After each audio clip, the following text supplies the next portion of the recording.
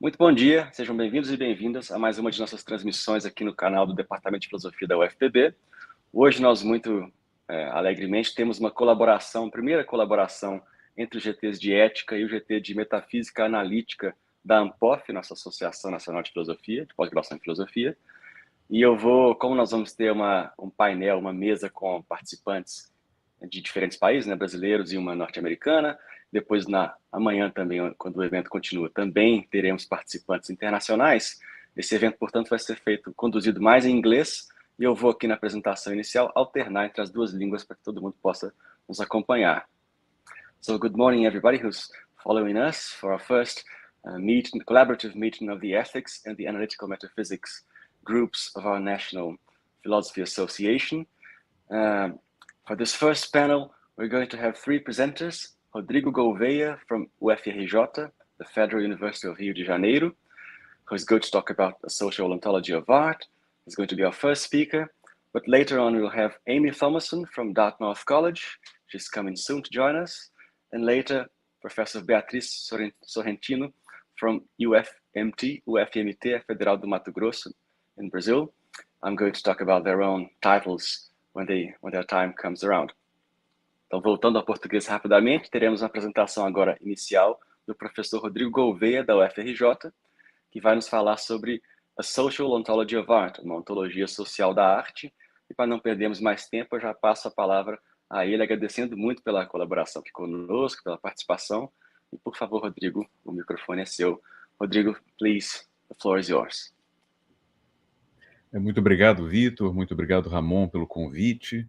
Eu fico muito entusiasmado com esse evento e também, passo para o inglês para que a gente possa dar prosseguimento ao evento já com a apresentação. It's a nice event. It seems to be a terrific event, and I'm going to start it now.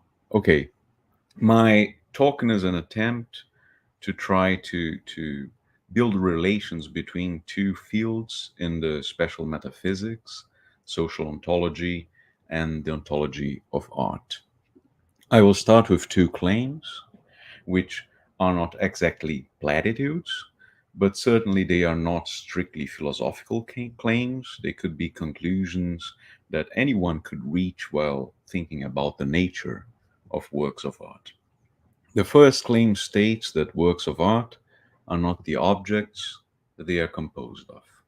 And the second, that works of art are cultural or social objects. In a sense, the second claim is quite frequent in texts about art, but I'll try to offer here a specific conception of this perspective. The first claim presents a distinction between objects and works that should not be misunderstood. In fact, as I said earlier, works are, in a sense, objects. I'll try to support the claim that they are social or cultural objects, but they should not be identified with the objects that they are composed of. There are a lot of expressions used in the specialized literature to refer to these objects on which works of art are composed. People speak of mere objects, mediums, materials, real objects, amongst other terms. Usually we see that paintings and sculptures are said to be composed of concrete objects. So concrete objects like canvases with paint, or concrete objects like lumps of clay or bronze are the objects that compose paintings and sculptures. This is quite frequent way of conceiving these sorts of art. Literary and music works, on the other hand, are usually maybe not as frequent, but this is a view that we can find very often in the literature, said to be composed by abstract objects, structures amongst sentences or structures relating kinds of sound would be the mediums of these forms of art. Of course, there could be works of art that are composed by objects of different kinds, and this I present to you an example. This work is called An Oak Tree, and it was done by Michael Craig Martin. He presents to us a glass filled with water and a text. And the text is an interview with the artist in which he explains how he transformed the glass of water into an oak tree. Of course, in this case, we have both concrete and an abstract object composing the artwork. In favor of the first claim, namely that works of art are not the objects they are composed of, we may present many reasons. One of them is Leibniz's law, or the principle of indiscernibles of identicals.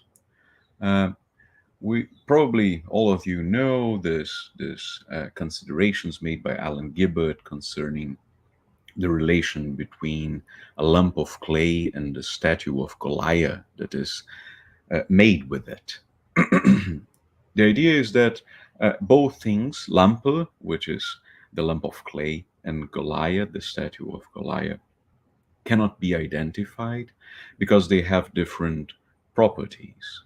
At least they have different persistent conditions of persistence, and so different properties because of that. The lump of clay would continue to exist if we crush the statue, but the statue would not. And if we decided to change a part of the statue, let's say the hand, with replacing it with a hand made from another lump of clay, then the statue would persist. It would continue to exist as it was, but the lump of clay would not. It would be a different kind of lump of clay. We could also think about a possible world with a physical duplicate of an object that composes a work of art in the actual world. So in this possible world, there is an exact duplicate of a certain object that here in our world composes a work of art. But we should present this scenario maybe as such that this object over there in the possible world was not made by an artist. It was the product of some cosmic event. Maybe it happened inside a black hole or something like that. If this is so, then of course we would not consider this physical duplicate to be a work of art. There was no artist involved. But still, there we find an exact replica, an exact duplicate of the object that composes the work in our world. And finally, there are these many cases of Danto's, Arthur Danto's indiscernibles, the canvases painted red or the ties painted blue. Danto says that not all of these canvases painted red are works of art, and among them we may differentiate, we have to differentiate different works of art. So they are indiscernibles, but some of them are works of art, and those things that are works of art they are different works of art. So we may not identify the objects that they are composed of with the works themselves. A question that I will ask now is, what else should there be besides the object that compose these works? And I'll try to present an answer that seems to be, it seems to me to be not quite unusual. In fact, I'll present to you passages from three authors that support this view.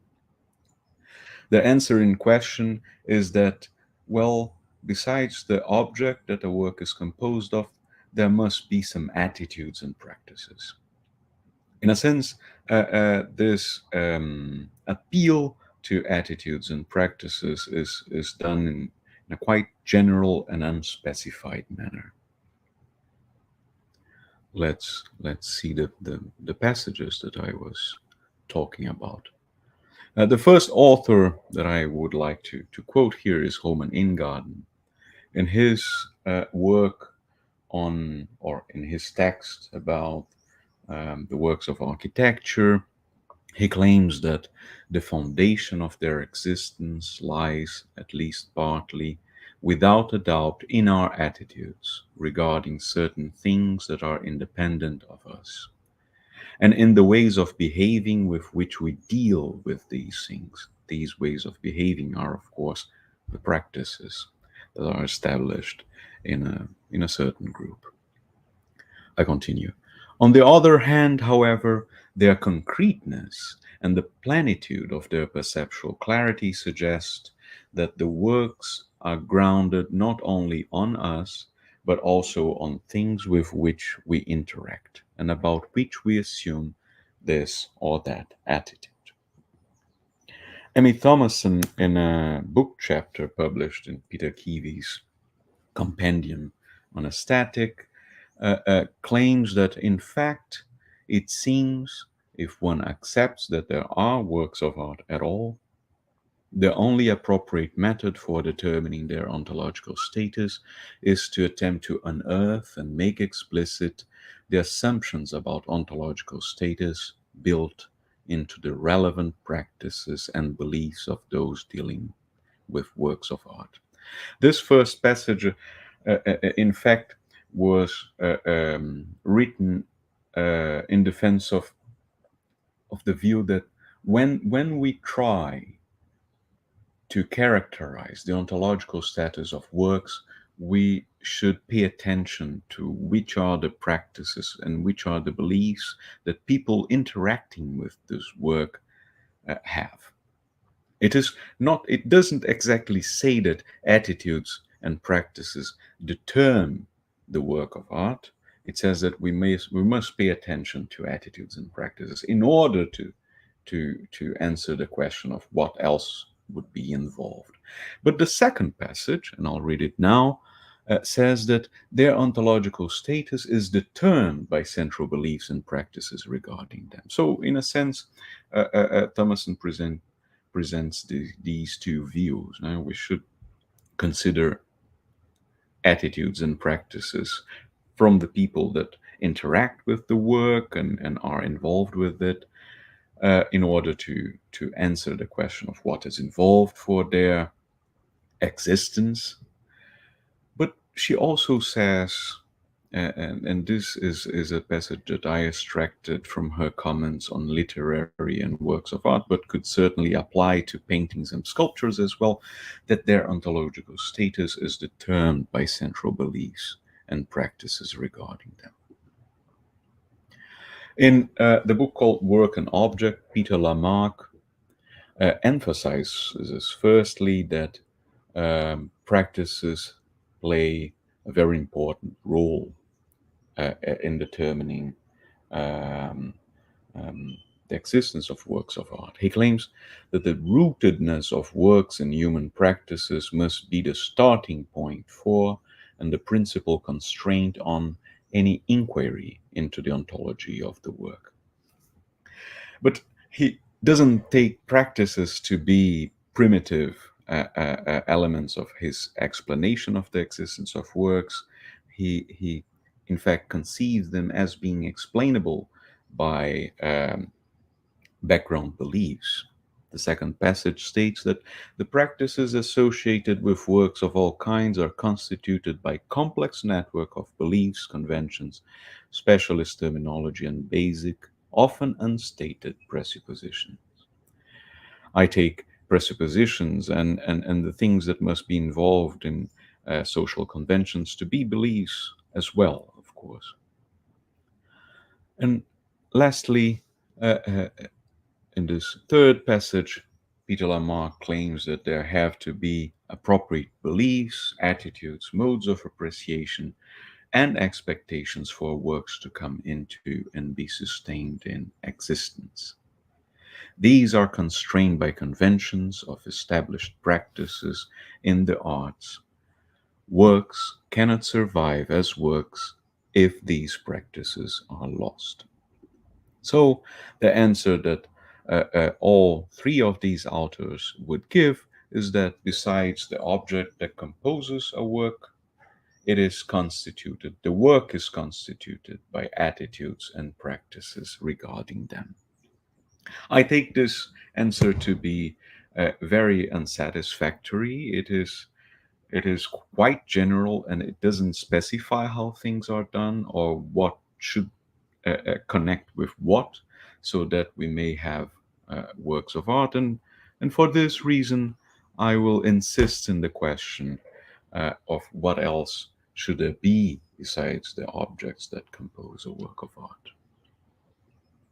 And the answer that I'll try to give was influenced, in a sense, by some remarks made by Peter Lamarck about the cultural or social character of works of art. He says that both amongst the conditions of production as well as amongst the conditions of reception, there must be social aspects that bring a work of art into existence and sustain it in existence. I'll read these two passages. He says, while considering conditions of production, that works, pictures, sculptures, music, dance, poetry, drama are made in a social context, always constrained, even if loosely, by practices, conventions, expectations, and interactions. In this, as alluded to earlier, lies the important core of truth in institutionalist definitions of art.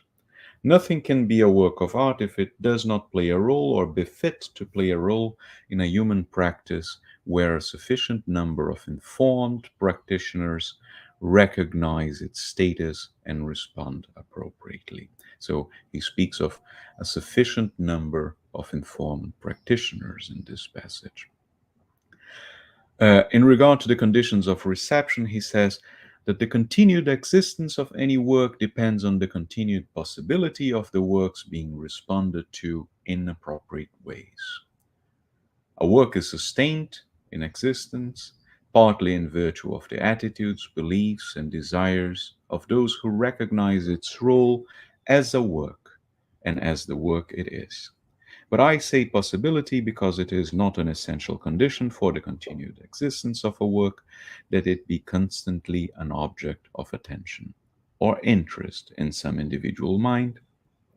It is not an ideal entity existing only in some mind, but it is an intentional entity depending on facts about how it is taken to be by qualified observers. So in the last passage, he prefers the expression qualified observers to refer to those people that sustain a certain work of art in existence, that maintains it as an existing entity. This expression is quite important for me, as you will see later on. Okay, these are the last quotes that I'll give today.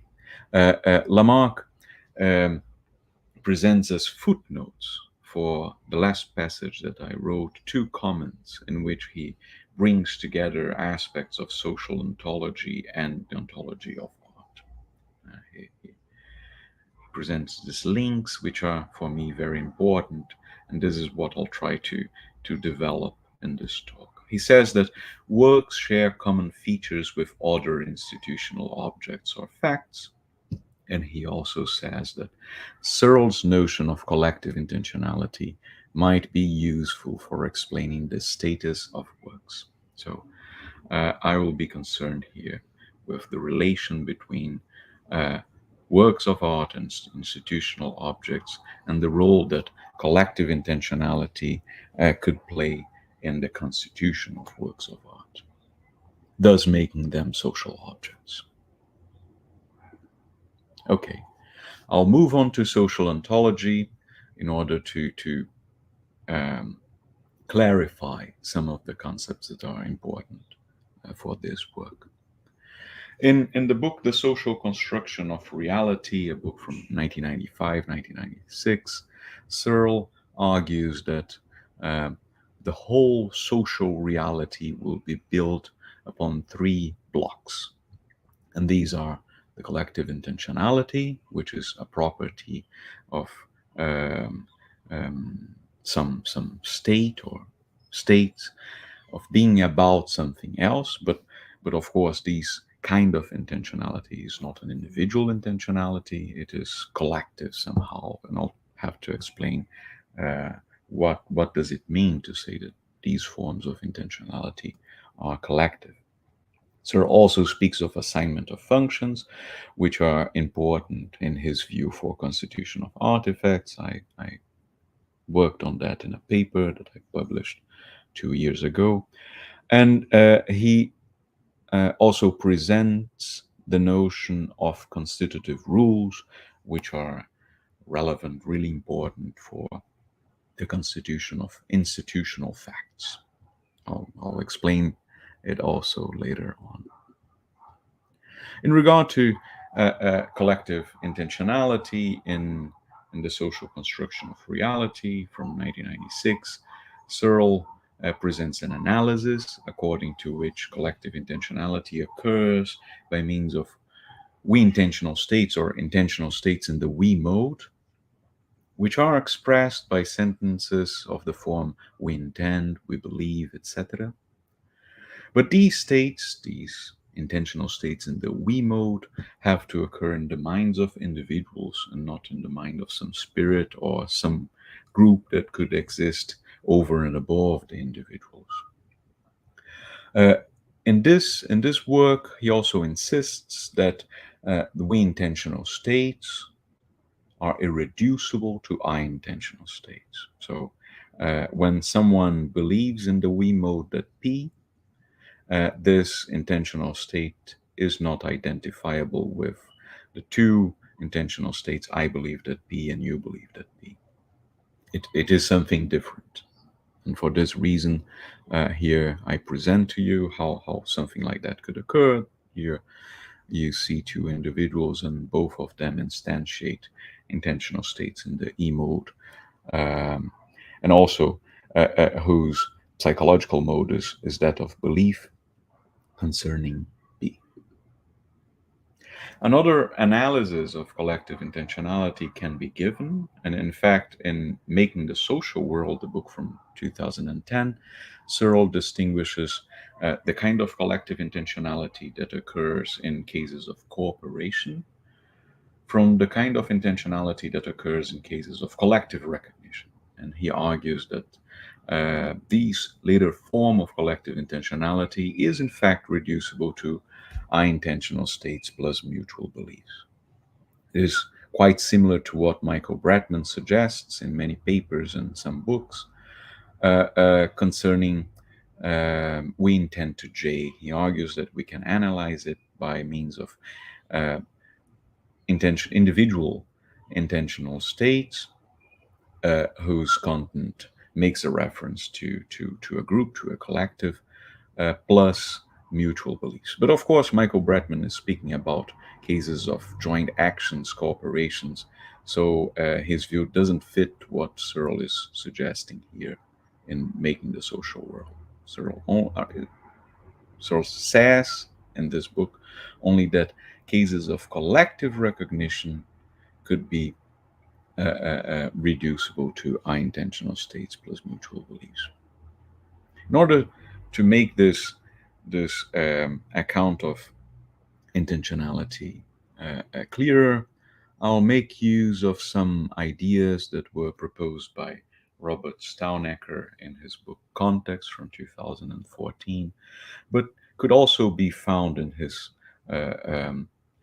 former papers. Even in Assertion, there is some adoption of this or something similar to this view here.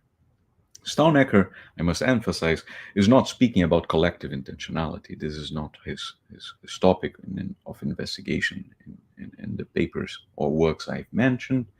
In fact, he's trying to elucidate the nature of the discursive context. And these are works in pragmatics. He wants to tell exactly what is in the discursive context that determine the exact proposition that a certain assertion expresses. This is a reflection in the philosophy of language. But there he says that the discursive context is a common ground of shared propositional attitudes. And these attitudes are acceptances or beliefs. In order to explain how we share an acceptance or belief, Staunecker uses the technical notion of common belief or common knowledge. Sharing, therefore, does not occur simply through the instantiation of a propositional attitude of the same type between the parties involved, as in the belief that P by the speaker and the hearer. This would be something that we could find in Searle's analysis of collective intentionality from 1996. As you might remember, I presented two individuals, and both of them instantiated the same type of belief. We believe that P. According to Staunecker, there should be something similar to a common belief about the belief of the proposition for the latter to appear on common ground. Thus, if P constitutes the common ground of two individuals, this means that each believes that P, and that each believes that each believes that P, and that each believes that each believes that each believes that P, etc. It's not important here that this analysis would suggest that there could be infinite intentional states in the minds of people. Neither Staunecker nor David Lewis before him would accept this objection. They say that we can reach, the important thing is that we can reach this third, fourth, fifth level of beliefs about beliefs by means of inferences. But as I said, Staunecker spoke of common ground and common beliefs in respect to the discursive context, and I'll try to apply these concepts in order to elucidate what's happening in cases of collective intentionality. My view is that common belief, or actually common beliefs, are kinds of collective intentional states, and that these are the kinds of collective intentional states that take part in the constitution of institutional objects. And the common ground, on the other hand, is the set of common beliefs amongst individuals that are relative to an institutional object. So a common belief is based on beliefs about P, and common grounds involve all the common beliefs amongst individuals that are relative to an institutional object. A common belief would be something like that. Each person believes that P, each believes that the other believes that P, and each believes that the other believes that each believes that P, etc. Okay. Since we are speaking about how collective intentional states or forms of collective intentionality constitute the social world, and more specifically the institutional objects that, according to Lamarck, are similar to works of art, I would suggest considering P as standing for constitutive rules. Exactly the kind of rules that, in Searle's view, must be collectively recognized so that institutional facts, he speaks of facts, are constituted. I would rather speak of objects in order to make sense later on about social works. Constitutive rules are, in Searle's view, the things that take part in the constitution of institutional objects, and their form would be something like X count as Y in context C. He later changed this because of some criticism, and I think that also because of some criticism made by Amie, Thomasson, amongst others. Okay, let's move to the social ontology of art, and this is the kind of original stuff that I wished to present to you today. My thesis acknowledges that qualified observers have common beliefs that relate to a work either singularly or generally. And together, these common beliefs form the common ground of a work. All the common beliefs from qualified observers about a certain work, or that are relative to a certain work, form the common ground of this work. And the thesis is that besides the object that composes the work is constituted by its common ground. In other words, it is constituted by the set of common beliefs that relate to the work, common beliefs from qualified observers that relate to the work either singularly or generally. A common belief of qualified observers would look like that. Unfortunately, this StreamYard makes changes my slides, but I'll try to elucidate what's going on here.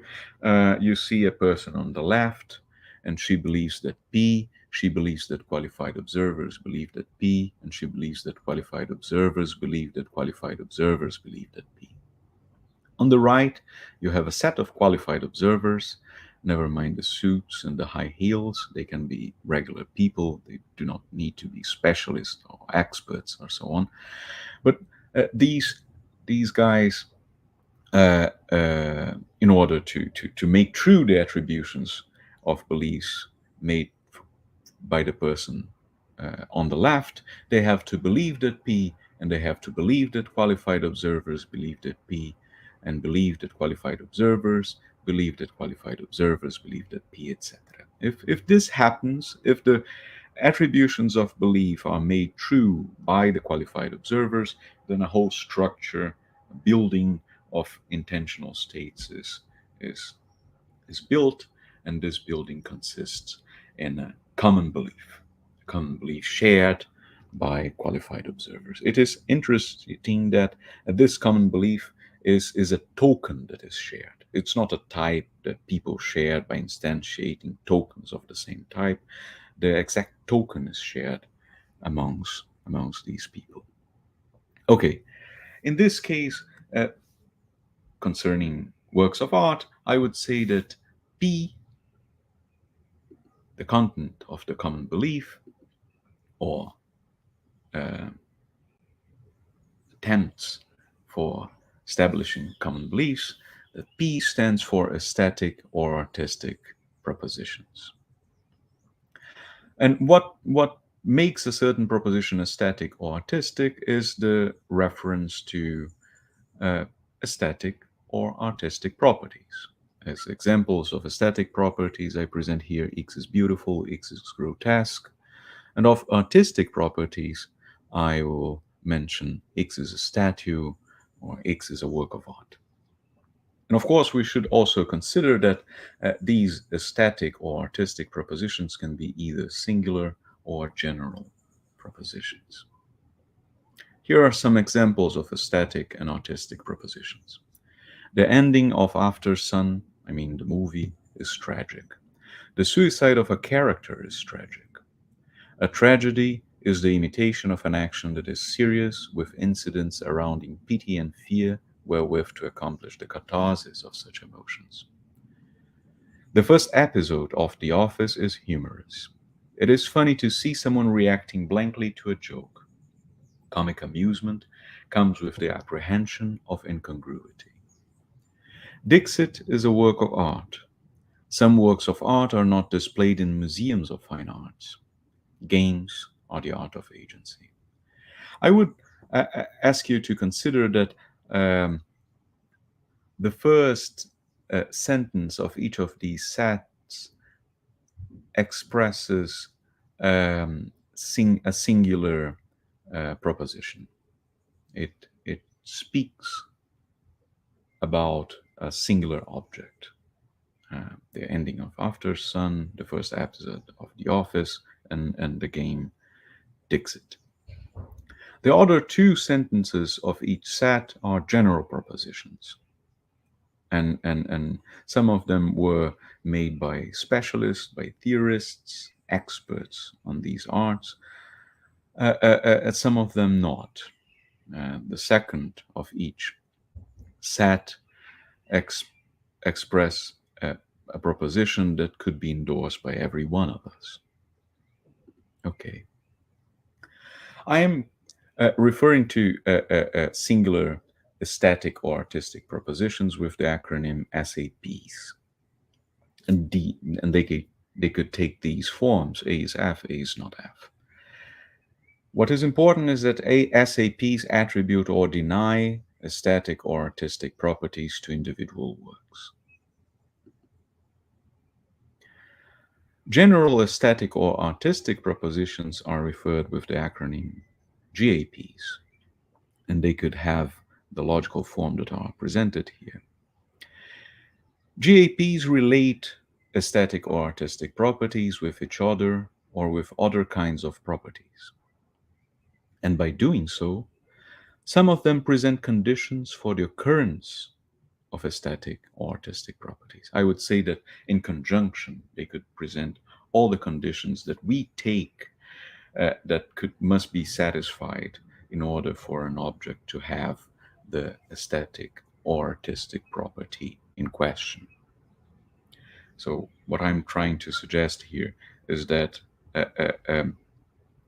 in a sense, we take objects of a certain class, objects that satisfy certain conditions, to be objects that could instantiate or that indeed do instantiate aesthetic or artistic propositions. We can know about this even if we don't know the works of art that are included in the class mentioned by the proposition that stands here in the subject of these sentences or propositions. This idea was inspired in a certain sense by a remark from Frank Ramsey about variable hypotheticals, which he takes to be probably the most interesting kinds of general propositions. He claims that, I quote, "Variable hypotheticals are not judgments, but rules for judging. If I meet a fee, I shall regard it as obscene." So try to remember the slides that I presented earlier, the general propositions here. The suicide of a character is tragic. It is funny to see someone reacting blankly to a joke, or some works of art are not displayed in museums of fine arts. In a sense, all these propositions tells us how to apply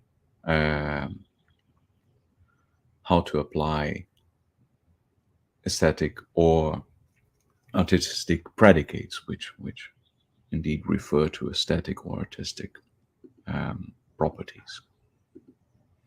Okay, who are the qualified observers that would constitute works of art, in my view? Of course, it seems to me that these depend on the works themselves. But certainly, the qualified observers are people. They compose a changing set of people that, in my view, should satisfy both of these conditions, and most importantly, the second one. The conditions I mentioned is that these people should be able to recognize occurrences of aesthetic and artistic properties in experiences with the work. But as I said, I think that the core of the qualified observers, the people that have the most authority in constituting works of art, are the ones that know the conditions of occurrences of the relevant aesthetic and artistic properties. So this group will probably include the artist, some, not all theorists, some, not all critics, and many other people. It is not an elitist conception of qualified observers that I intend to present here. It varies with the kind of work that we are dealing with. One prima facie strange aspect of the thesis that I am presenting, but which I would try to defend it if you have some questions later on, is that the GAPs, the general aesthetic or artistic propositions, and the SAPs, the singular aesthetic and artistic propositions, are made true by common beliefs of qualified observers about them.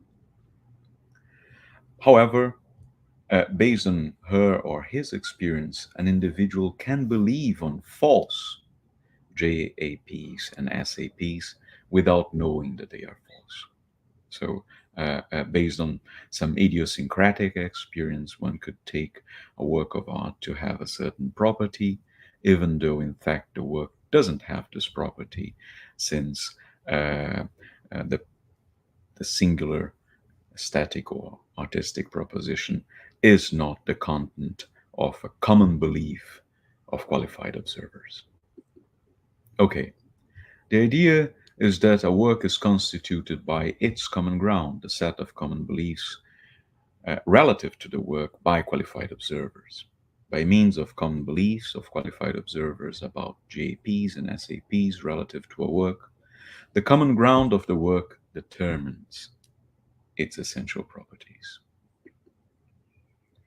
My last slide, I would claim that instead of trying to explain the constitution of works of art by a general and unspecified appeal to attitudes and practices, as the three authors that I mentioned earlier, Rhamon, Amie, Thomasson, and Peter Lamarck did, I have suggested that the work is constituted by a common ground of qualified observers, which is composed of common beliefs about GAPs and SAPs that are relative to the work. So, thank you very much for your time and your attention. Excellent, Rodrigo. Thank you very much. Obrigado, Rodrigo. Muito obrigado por excelente apresentação. We now have some time for questions. I would urge people to ask questions in the YouTube chat, or some of the people here in our meeting to ask questions. If they don't have any at the moment, I might ask one myself. I'll use the opportunity to ask the question that you suggested yourself towards the end of your presentation. A question regarding the fact that maybe in your view, what makes an artistic piece art at all, or of good quality, let's say, is just a matter of some level of consensus among the observers, or something like that. So how would you defend that view or contrast it with other possible interpretations of the phenomenon? I would first try to make a remark about the value of the work, which I was not considering. You spoke of a work of art being valuable in a sense, or being a good work of art, and this is not what I'm trying to explain here. Of course, this is another aspect that could be investigated, but it would bring me much more trouble than the kinds of stuff that I'm considering right now. I'm just thinking about works in general, and there could be bad works of art, and they would also be explained by the kinds of beliefs that I am presenting here. The idea is certainly that their existence is dependent upon beliefs, but not individual beliefs, not beliefs of the artist or of someone else. They are dependent upon beliefs that are shared. And there are many ways of conceiving this sharedness feature of beliefs. We could say that a belief is shared if two people instantiate tokens of the same type of the belief. But this would be a form of sharing the type. And I'm trying to argue that people do indeed share the token of the common belief by means of the structure I presented. You have people believing that P, and believing that each believed that P, and believing that each believed that each believes that P, and so on. And in this structure or by making use of this structure, I try to explain the existence and the maintenance of the existence of works of art, by saying that, well, there is a group of people who has some authoritative role, and these are the qualified observers. What makes them qualified observers? Well, this is a very difficult question. I try to suggest some conditions for being part of this group. But my idea is that, well, these qualified observers, these people that satisfy the conditions for being in this set of people, well, when they have common beliefs about GAPs or SAPs, the general or singular aesthetic or artistic propositions, then they make the SAPs and the GAPs true. So the truth maker of an aesthetic or artistic proposition, be it singular or general, is the common belief about it. And this is kind of strange, but it shows the social or cultural character of works of art. The thing is, someone could endorse a proposition, an aesthetic or artistic proposition about a certain work falsely, and he would say that, well, I'm basing my judgment upon my experience with the work. I saw it, it made me feel sad, so this is a sad work. But we could still insist, and this happens all the time, that the work is not sad because one person felt sadness while interacting with it. That the features of the work is somehow determined differently. Someone could have an inadequate experience with the work.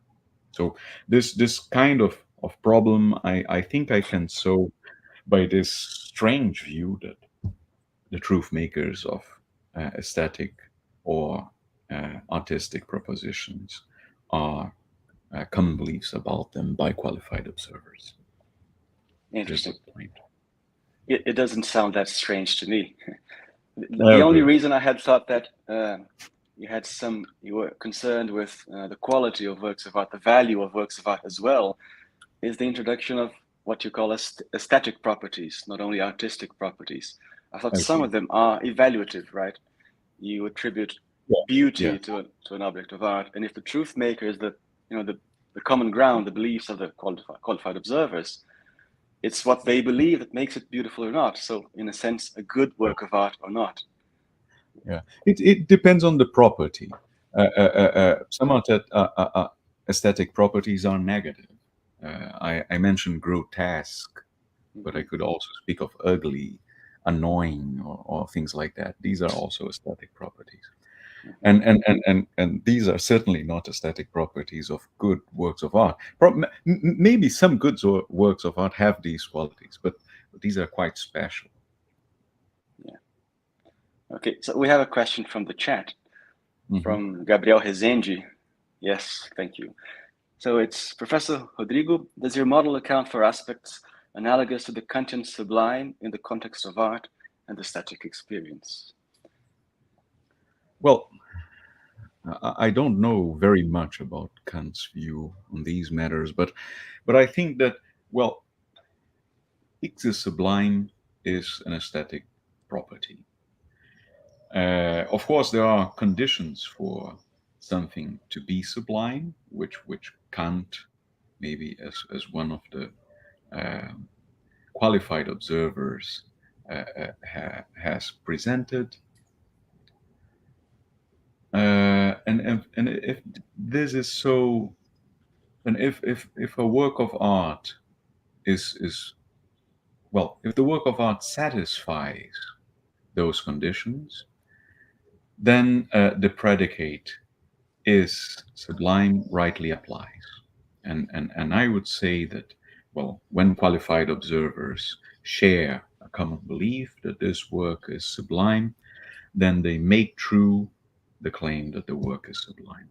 This is my view. So I think that my account would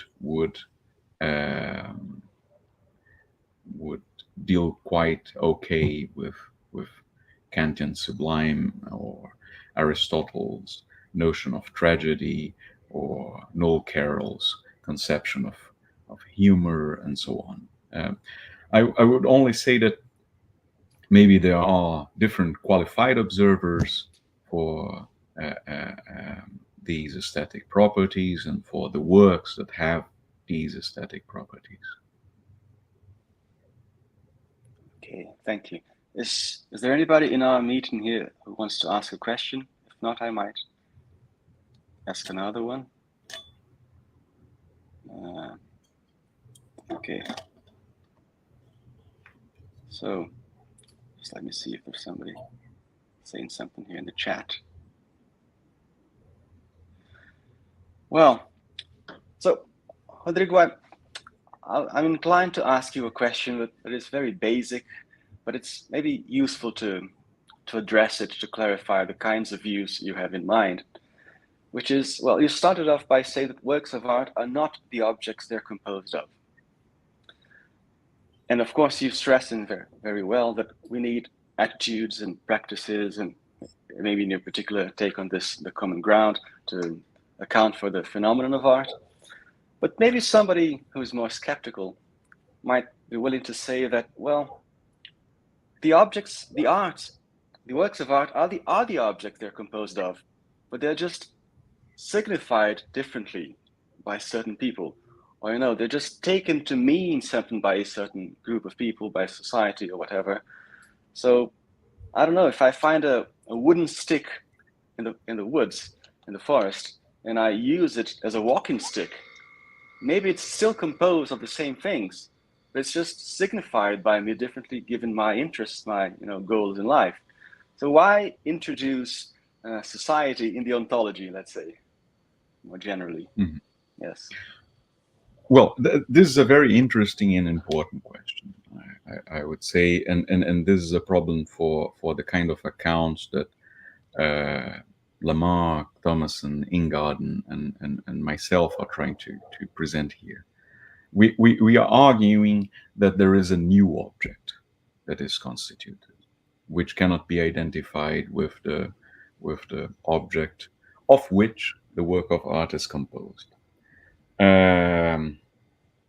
And someone could say that why there is a new object? Why shouldn't we or couldn't we think of the same object having a new property or being signified in another way, as you suggested? The thing is, and this, well, I will rely on some views presented by Peter Lamarck in this work and object. The thing is that the work of art has properties that the other object do not. And these properties are essential properties. These are properties that if it would not have them, then it would not be the thing it is. Being a statue is an essential property of David from Michelangelo. Being tragic is an essential property of Oedipus. And in a sense, since they are essential properties, if we took them off, then we would be in contact with another thing, and this is why works of object aren't simply old objects plus a new property. The possession of the new property in a way composes a new thing, because well, it is essential in a sense. And I introduced the social aspect of their constitution in order to explain how this could happen. As in the case of ready-mades, by conceiving these objects as works of art collectively, in a sense, or since this became the view of qualified observers, then a new object is constituted, the work of art itself, the fountain, and not the urinal. The urinal was there, of course, it existed before, but it's just not simply a new signification.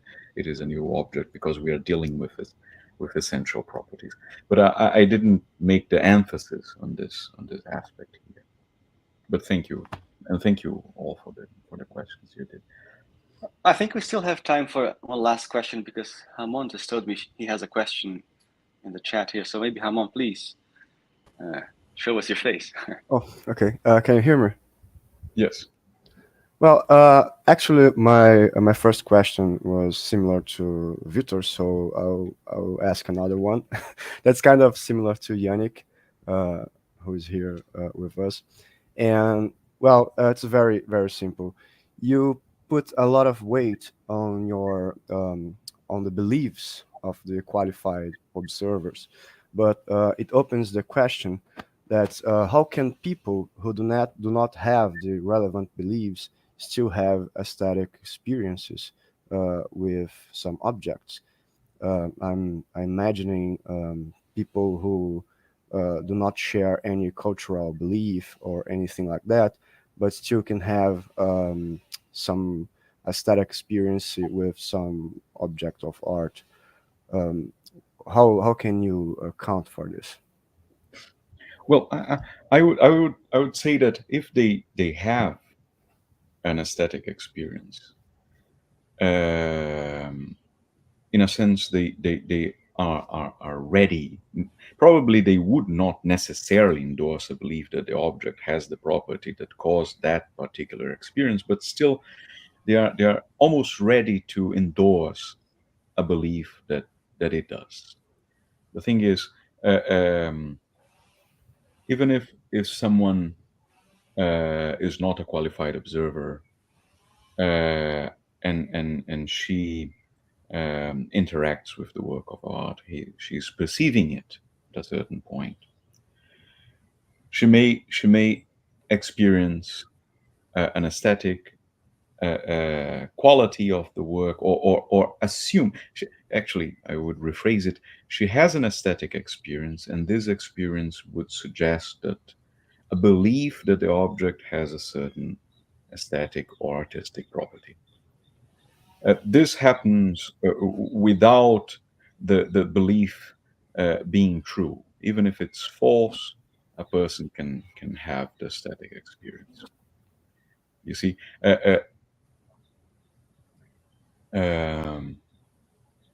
the experience with the work, the aesthetic experience with the work, would be a first step in order to make a belief that the work has a certain property, a certain aesthetic or artistic property. But this belief can be false, and the experience could be inadequate. What makes the belief true is that the proposition would be the content of a common belief of qualified observers, and what makes the experience adequate is that the belief that is formed on the basis of it has the same content as the common belief of qualified observers. This is the view. It is not completely intellectual. I mean, the experience is a reason in order to form a belief. But the belief can always be false. I can see a movie that is sad, but for some reason I think that the way people are crying is funny, and react to it in a certain way. And this experience involves an aesthetic property. I could even insist that, well, this movie is very funny, but this would be inadequate. An inadequate experience that acts in a way that suggests a false belief. Could this belief be a kind of disposition to act in a certain situation? Of like course. A disposition to, I don't know, experience such and such things before such and such certain objects, even if we don't know if they are artistic ones or not. Yeah. Certainly the general aesthetic or artistic beliefs work like that.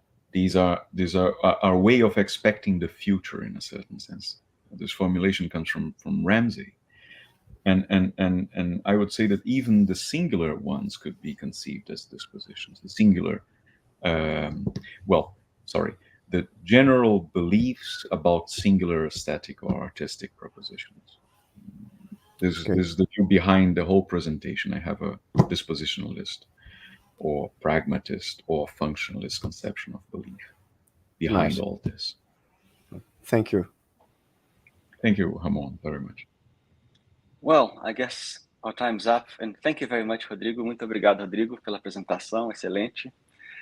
And, well, we're going to have to move on to our next presenter. Thank you, Rodrigo. And our next presenter is Professor Amie Thomasson from Dartmouth College in the United States.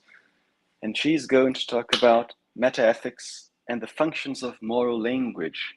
So, Rhamon, please, could you please promote her and her presentation to our YouTube image? Yes.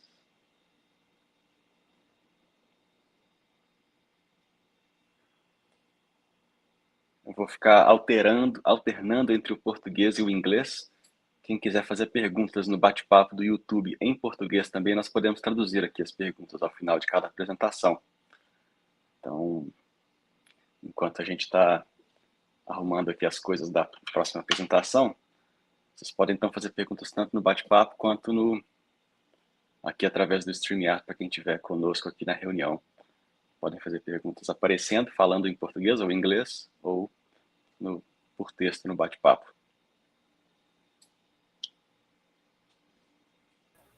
Será que ainda dá tempo para uma perguntinha para o Rodrigo ainda?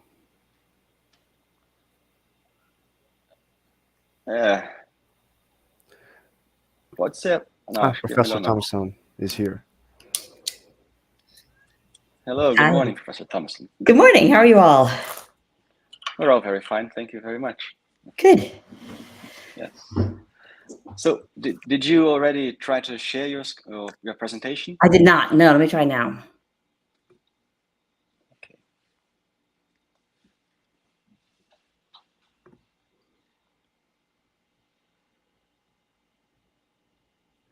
Is it best to use the share screen option or the share slides?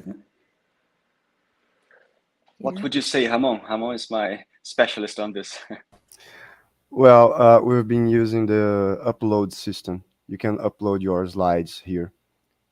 Oh. You can click on share, then slides, and then you have from your computer where you can upload your slides. So you can control it on your screen. It's the first time I've used this platform, so just take me a moment. It's actually very intuitive. Good.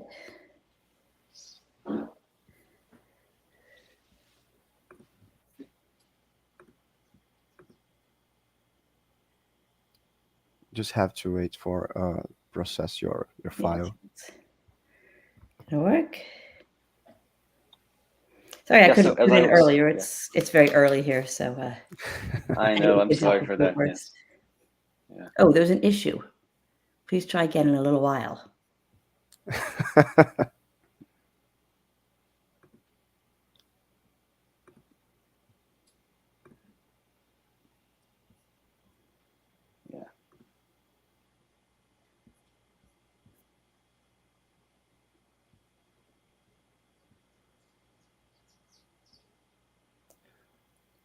If it doesn't work, you can always share a screen, but let's wait a little bit more. Yeah, I noticed the screen share option sort of wanted me to have two computers, which I do not have at my disposal.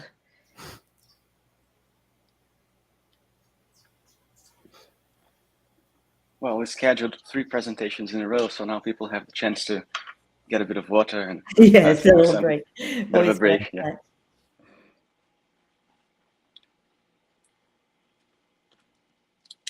If I send the slides to you, Vitor, can you do it from there? Or? Oh, maybe it's working. It's working. We're okay. Yeah, great. And now how do I see them? Oh, there you go. Okay, I put it on the screen, and you can control with these little buttons here. Good. Nice. All right. All So right. Looks the like we have floor is flip-flop. yours. Thank you very much. Thank you for your patience. All right. So should I go ahead?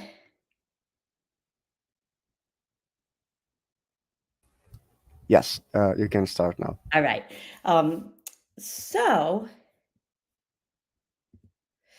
most of the work in metaethics that we're all familiar with starts off from what are broadly metaphysical problems, right? Asking questions like, are there moral facts? Are there moral properties, moral obligations, and so on? If so, what sorts of things are they? How could they be located in the natural world? How are they related to physical objects and properties? Are they grounded in other facts and properties, or should we think of them as somehow fundamental normative properties, and so on, right? That's all familiar. What I want to propose today is that we start sort of a step back before we get to those metaphysical questions, and begin instead by asking questions about the functions of moral discourse, or even more broadly, normative discourse, not all of which is moral. And ask about how this kind of normative discourse enters language, what rules bring it into language. And what I'll try to show is that if we start there, a step back, we may be able to show that at least some so-called metaphysical questions arise from mistakes, more particularly category mistakes. Now, just hearing that overview, I know there may be some objections lurking in the wings already. So, look, we've heard this all before about moral discourse having non-descriptive functions, say with prescriptivists like Hare, Carnap, Stevenson, who thought of moral discourses like commands, or expressivists like Simon Blackburn.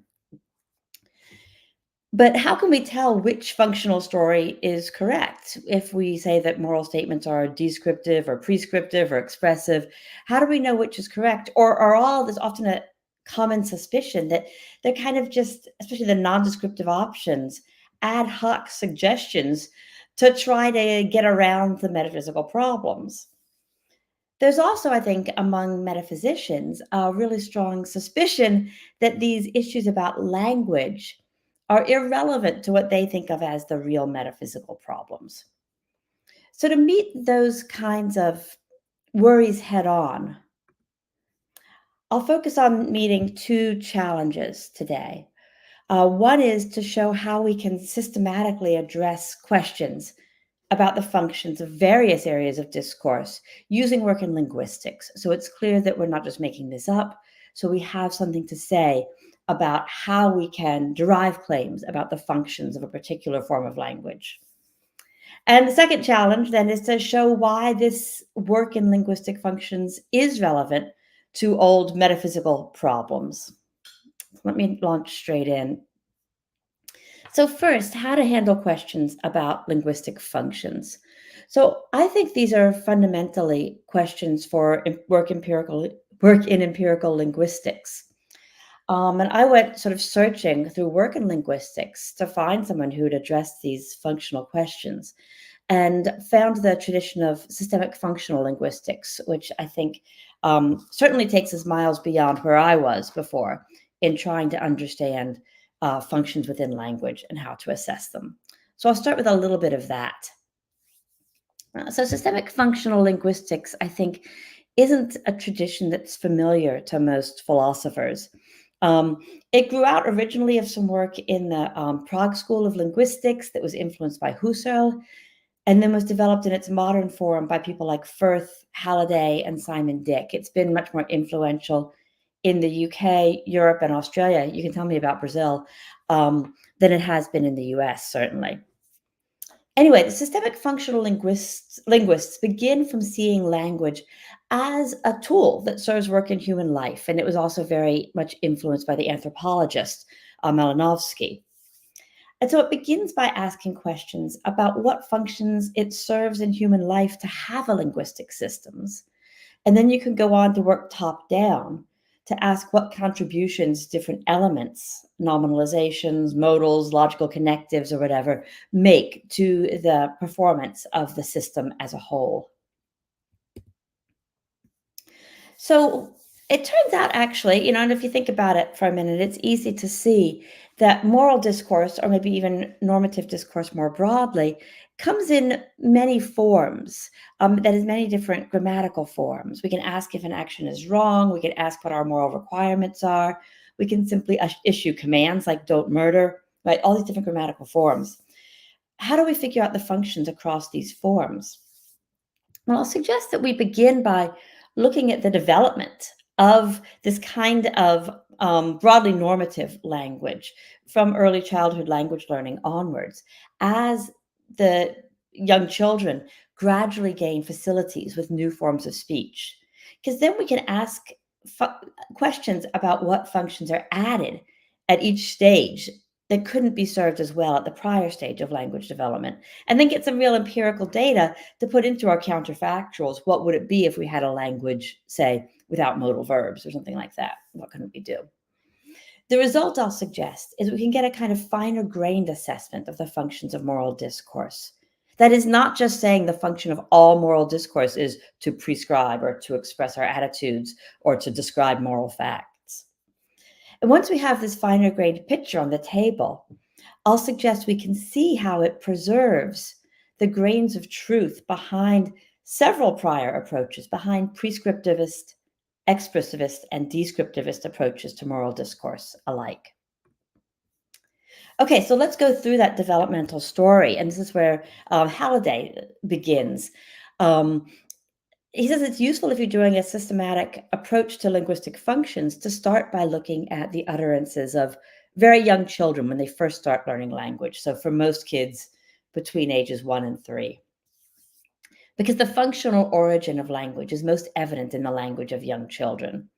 Why? What's interesting about those, as Halliday puts it, is that each of the utterances of the young child typically serves just one function at a time. Let's look at some of those. They identify at least 7. It doesn't matter much for our purpose exactly whether the count is 5 or 8 or 13. But here's a variety of different functions that a child can serve by learning even their sort of basic proto-language, the toddler's language, that they couldn't do as well or as effectively otherwise. One commonly used function is instrumental, right? The child uses language to get what they want. So they might holler milk in a demanding tone in order to get the milk they want. Another is regulatory functions, when language is used to control the behavior of others, when the child calls for mama to come. Then there's interactional uses in greetings, partings, hi, and bye-bye. Personal uses, used to express the child's feelings of interest, pleasure, or disgust, the yuck and yay of early childhood discourse. Then there's heuristic uses of language used to investigate the environment when the child wants to learn the terms for dogs, trees, and sticks so they can go on to investigate them. Then there's the imaginative functions when language is used in play and pretense, which also emerges quite early. And it's only a bit later that a child acquires language use with a sort of informative or representational function. That is, language that's used to communicate information about the world to someone we think doesn't know it. So it takes children a good bit longer to be able to say what happened in preschool today, for example, than it takes them to be able to call for milk. Now, all 7 of these sort of proto-functions of the childhood language persist in the adult language. But what happens in the adult language, mature forms of language, is that it becomes more sophisticated because it blends various functions into a single speech act. So what's distinctive about mature language is that every adult linguistic act, as Halliday puts it, with a few broadly specifiable exceptions, such as a greeting, hello, is serving more than one function at once. And what makes this possible for adult language, which makes language much more subtle and adaptable and efficient, is the addition of linguistic form or grammar. It's grammar that allows for meanings which derive from different original functions to be encoded together as integrated structures so that every expression becomes, in principle, functionally complex.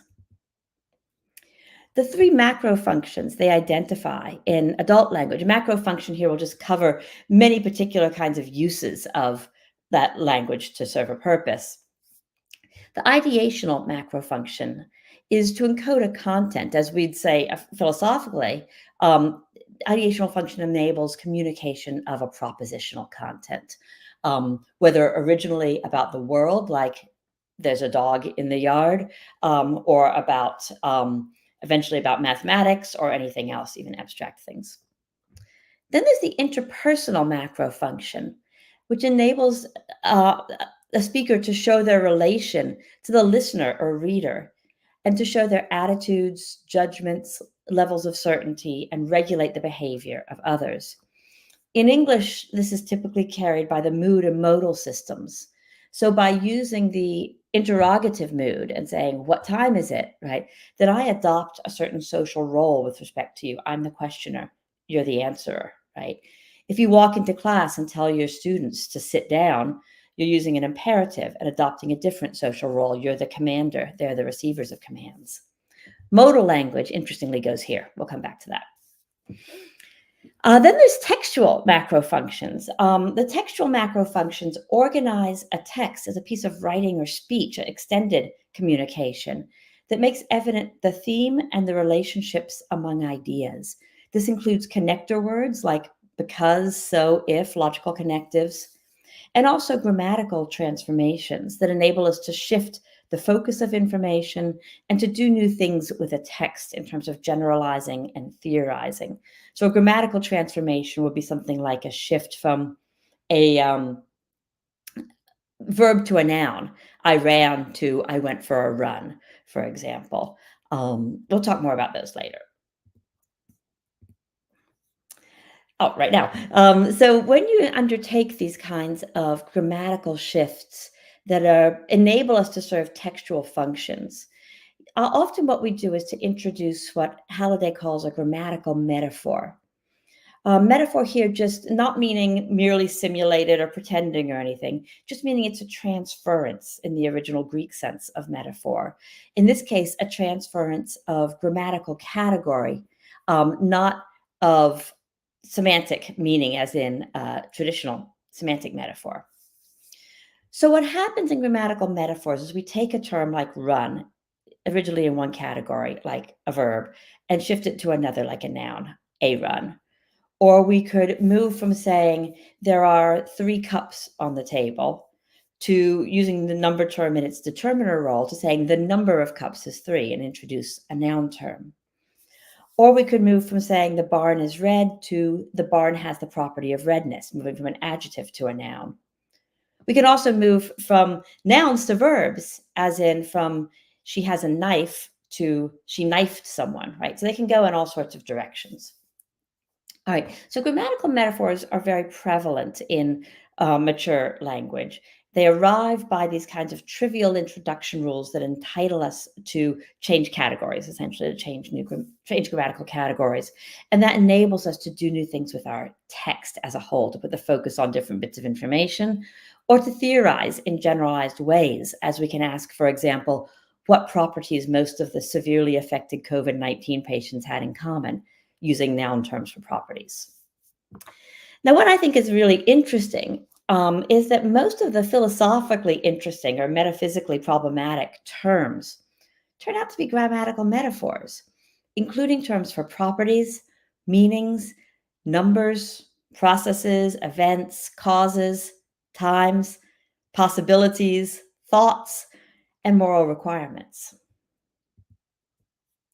Young children begin without grammatical metaphors. They begin with congruent meanings. That is to say, nouns for sort of observable, trackable things in the environment, verbs for processes, adjectives for properties, and utter simple sentences like man, clean car, that are all congruent terms acquired in response to observing the environment. And these kinds of congruent meanings help the child learn about the environment and require a causal connection. This is how we learn a term like man or dog or wash. And they enable us to track what's going on and to report it. But as we get older, we can learn to introduce grammatical metaphors, and children don't really get a full mastery of grammatical metaphors until about ages 8 or 9, generally. So a lot later, and just before they're ready to learn sophisticated science and mathematics, because that involves so many grammatical metaphors. So in introducing a grammatical metaphor, a meaning that was originally construed by one kind of wording comes to be construed by another. So we can move from man washed car to the man gave the car a good wash, or the car wash was a very messy enterprise. The grammatical metaphors enable us to identify the topic and what's new information. They add expressive power to the language so that we can qualify and quantify properties, events, and processes. Now we can say how many car washes the children did in an afternoon, or how messy they were. They enable us to generalize in ways that are essential to constructing theories and bureaucracies, as I mentioned a moment ago. Okay, so let's take this and apply it to our questions about moral language. I'm actually going to start a step back further and ask about the functions of normative language, because the language of oughts, musts, and so on isn't just distinctive to moral discourse, but also to the language of institutions. When we tell our students, you must read all of Kant's groundwork by Friday, for example, or homeowners in Vermont must pay taxes, and so on, right? So I'm going to step back first and talk about normative discourse, and then we'll talk about what, if anything, is distinctive to moral forms. In either of these forms, the simple question, what is the function of this discourse, is just too broad. There's many forms of normative discourse. There's imperatives, so I can say to my students, read Kant. There's modal verbs, deontic modal verbs, auxiliaries, like you must read Kant. There's nominalizations that enable us to speak of moral facts, properties, or the requirements for this course, or your obligations as a taxpayer. And different sets of total functions are served by normative discourse in different grammatical forms. So I want to approach the question stepwise along sort of paralleling language development and ask what functions are added at each stage. So normative discourse comes out originally of the mood and modal systems, which, as we saw, contribute interpersonal functions to the language. So children start by getting a mood system. They can make commands, ask questions, make statements pretty early, even as early as about 19 months, sometimes through tonal differences. And they can distinguish then imperatives, interrogatives, declaratives, and interjections. That already, as we saw with the examples from early childhood language, enables speakers to start to regulate behavior, as in mama come, and express attitudes, as in yuck, right? We can do this for normative claims too, right? And these are the familiar base forms of the prescriptivist and the expressivist. So we can say in a imperative, don't kill, and utter a moral command, or with an expressive exclamation, we can say boo murder in Blackburn style to express our attitude against murder. But all this discourse becomes a little more sophisticated when we introduce on the back of a mood system, a modal system, and this usually comes between ages 2 and 4, and begins with sort of root modal ability verbs and then deontic modals. So then you can say not don't kill or boo murder, but one must not kill. Now moving to this more sophisticated linguistic level gives some new functions, right? Now we can fulfill regulative functions without looking like we're just commanding people. I can say, instead of read Kant, I can say all students of Philosophy 1 must read Kant. Looks neutral, right? It also enables variability in force with degrees of modulation. So now I can say, for example, you must read Kant. You should also read at least one commentary on Kant, giving a kind of weaker sense of obligation there. We can also introduce permissions. I can say students may choose to skip one of their assignments. And in doing so, then, we can see another use of modal verbs, which is they enable us to issue generalized permissions as well as commands, right? With just imperatives, it's very hard to give permissions. But once you add in may, then you can give permissions and commands. Another use of fulfilling these functions via the modal system rather than just the mood system is it adds ideational functions. That is, we can try to regulate behavior now, not using prescriptive or commands or expressive exclamations, but rather in a declarative mood. So we can reason with and from them in all the usual ways, right? I can't say, if read Kant, then you'll get an A in the class, but I can say, if you must read Kant, then this course will be very difficult or something like that. So it's by being able to fulfill some of these initial functions, the regulative and expressive ones, in this sentential form, we can also fulfill these ideational functions and reason with and from requirements, reason about the requirements in all the characteristic ways. Now later, again, usually starts around age 8 that children start to get grammatical metaphors. We can introduce more sophistication in our more normative discourse. From talking about what we must do, you must not kill, you can introduce predicates for what is required or is obligatory, or adjectives saying what is right or is wrong. And from there, we can go on to nominalize and speak of the 5 requirements to pass this course, or of our moral obligations to others and their original source. We can speak of moral properties, of moral facts, all these things that have been sort of center stage in metaethics. These nominalizations then add textual functions, enabling us to quantify requirements. There's 5 requirements for the course. To qualify and compare requirements. The requirements for this course are much more onerous than the requirements for the course last term. We can ask for justifications for those requirements. We can generalize, theorize, and reason about requirements or about wrong actions and what they all have in common, and start to do moral theory. Now, of course, some of this normative discourse involving deontic verbs, involving talk of requirements and obligations and permissions, appears all over the place, not just in distinctively moral contexts. We use it in regulating the behavior of game players, those who are playing chess or basketball, members of a club, employees of the university, and so on. That takes all those forms and is able to serve all those functions as it develops. So you might ask, what, if anything, is distinctive about moral discourse?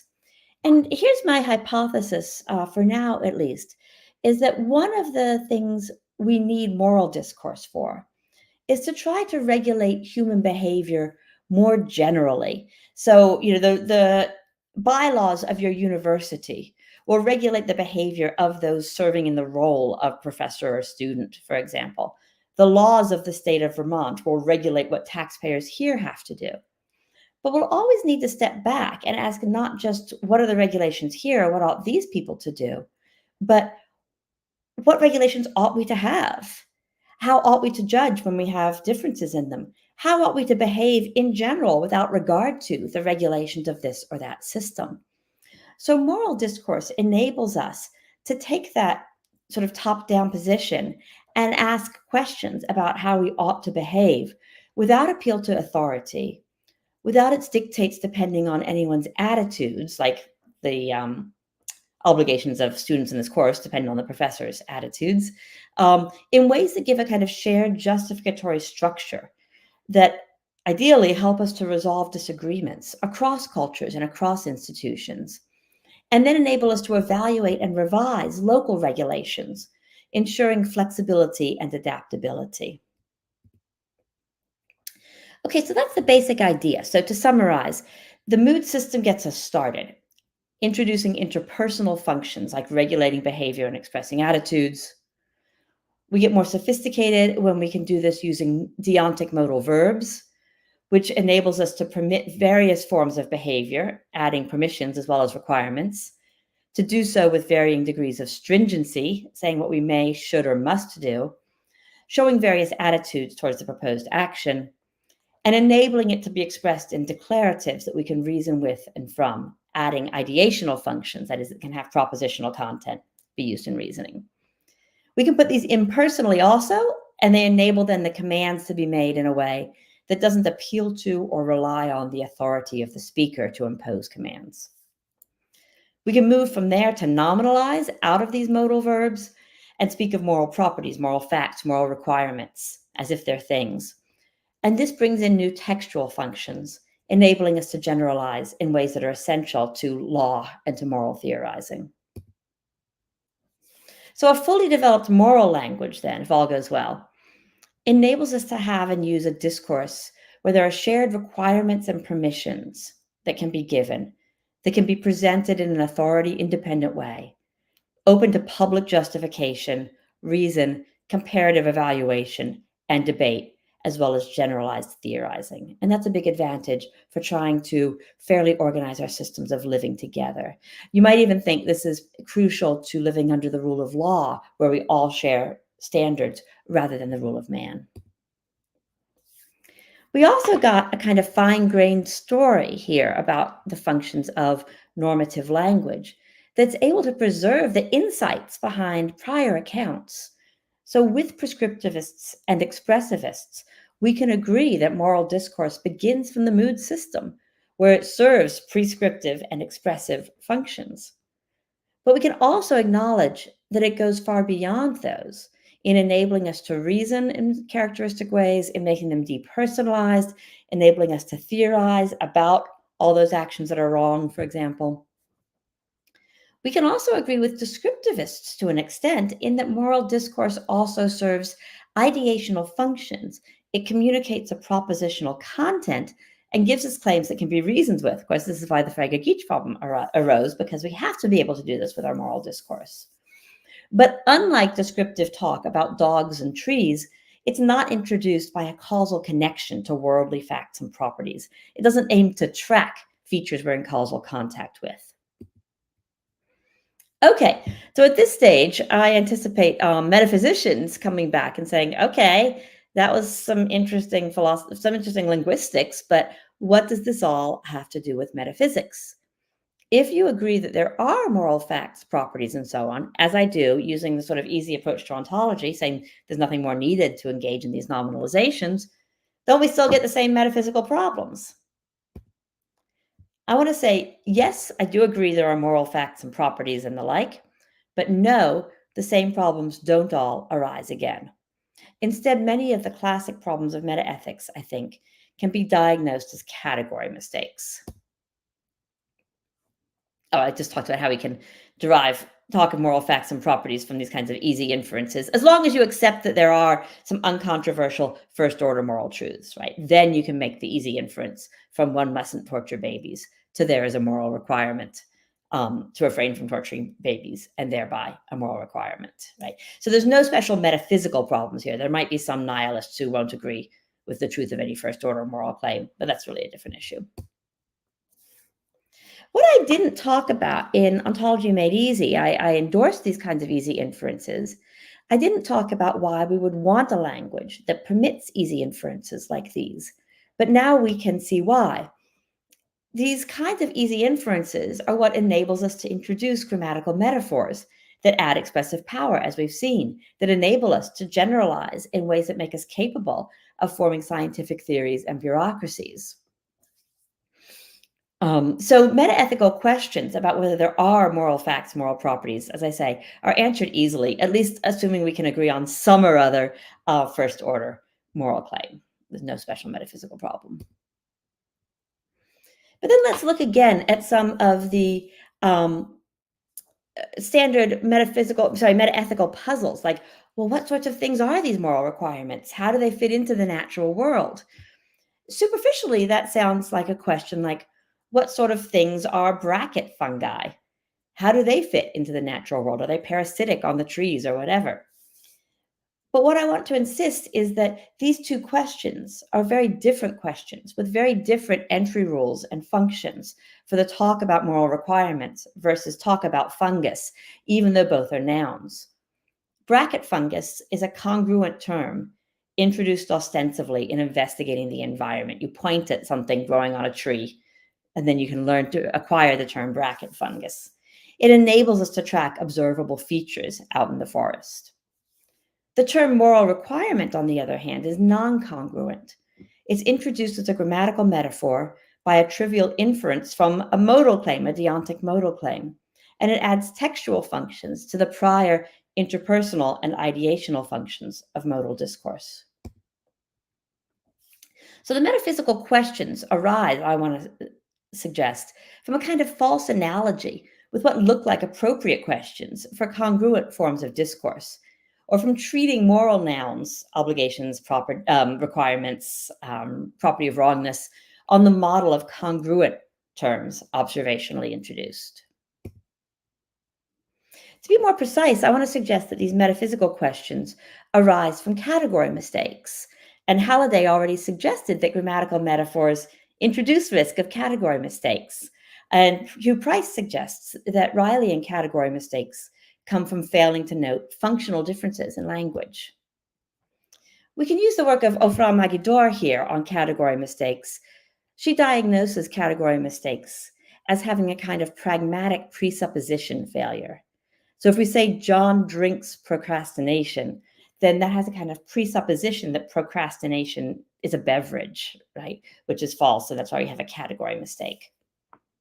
What I want to add to this is the idea that presuppositions can also be triggered by a grammatical category. So a noun term, at least in certain uses, can be used to trigger the metalinguistic presupposition that the term functions like a congruent basic noun observationally acquired, like the noun term dog or tree, that it has the function of tracking features of the environment, requires introduction by causal connection or ostension. Let's return then to look at placement problems, right? How can the things referred to in our talk of moral facts, properties, and requirements be placed in the natural world? Are moral properties grounded in natural properties, or are they fundamental? Now we can see that the linguistic story I spent so much time on is relevant because some metaphysical questions are easily answerable, like are there moral facts and properties? And others, like the one we just had, are moral properties grounded in natural properties? How can they be placed in the natural world? Arise from a mistaken metalinguistic presupposition, namely that this term ought to, like dog, tree, or fungus, be used to track some feature of the world we causally interact with. But when that presupposition fails, as it does for our moral nouns that get introduced by very different sets of rules, then it can be that no straightforward answer to the question is true. Right? How are your brothers doing? Asked to me, no good answer because I have no brothers. The better response is to expose the mistaken presupposition, not to treat it as a deep metaphysical puzzle that we must answer. So the placement problems, grounding problems for moral discourse, I want to say, all arise from a mistaken metalinguistic presupposition that these terms function like our congruent nouns do, and thus that they require a causal connection to things in the world to function properly, to be able to know the things of which we speak, and so on. Okay, so what I've tried to argue is that by building on the work of systemic functional linguistics, we can get a more fine-grained story about all the different functions served by different forms of moral language, from imperatives through deontic modal verbs, through noun terms that enable us to talk of moral requirements and the like. And we can do so in a way that respects the differences in these forms of speech, and also gives us reason to think that many prior problems in metaethics arose from category mistakes by thinking of the noun terms, say, at use in moral discourse as analogous to noun terms for observable things in our environment. By taking a step back to investigate the functions and entry rules of moral language, then I want to suggest we can go on to reevaluate many of the traditional problems in metaethics. And that's it.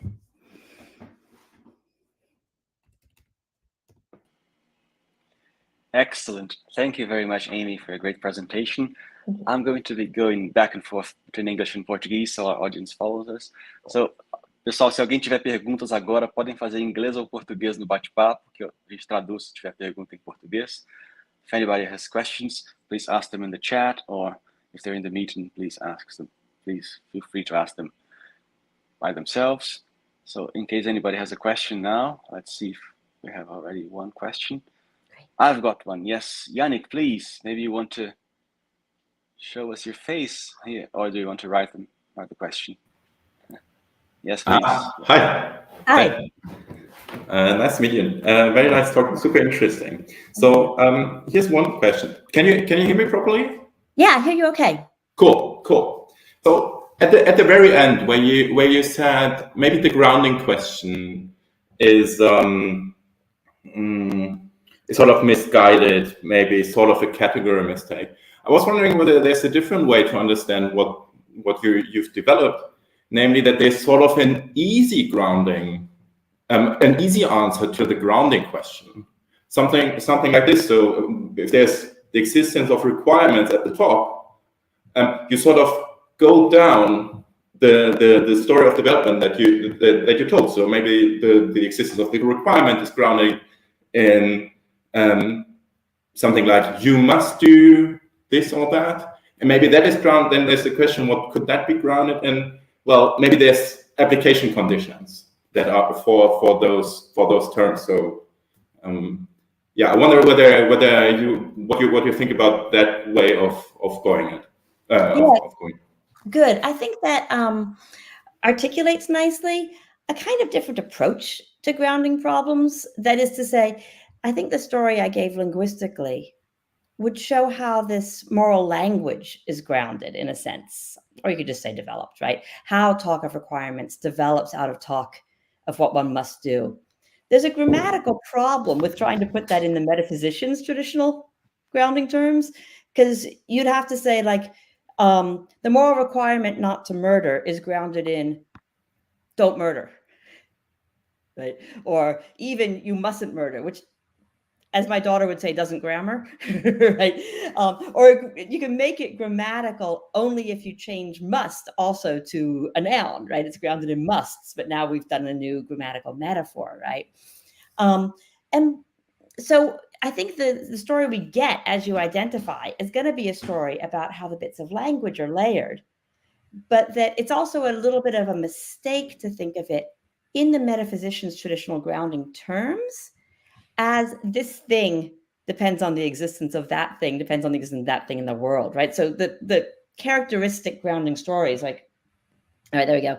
The existence of my coffee mug, right, is grounded in that of clay particles, which is grounded in atoms and so on, right? That all makes perfect sense for me, right? But all of those terms are sort of terms for trackable spatiotemporal objects, maybe reserving questions about talk of particle talk, but I'm going to leave that to the side.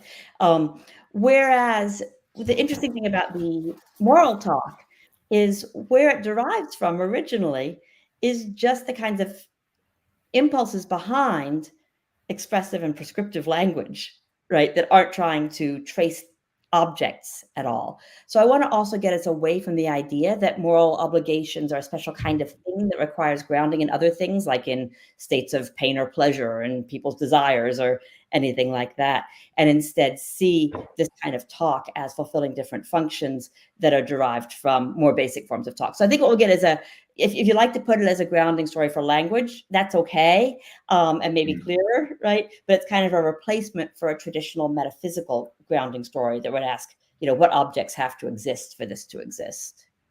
Does that make sense?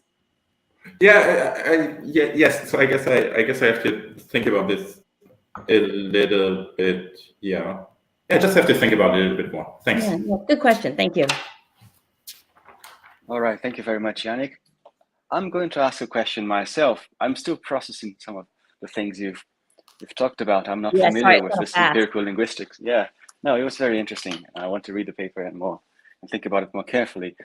But I wanted to try to push back on behalf of the traditional metaethicist, just as an attempt, let's say.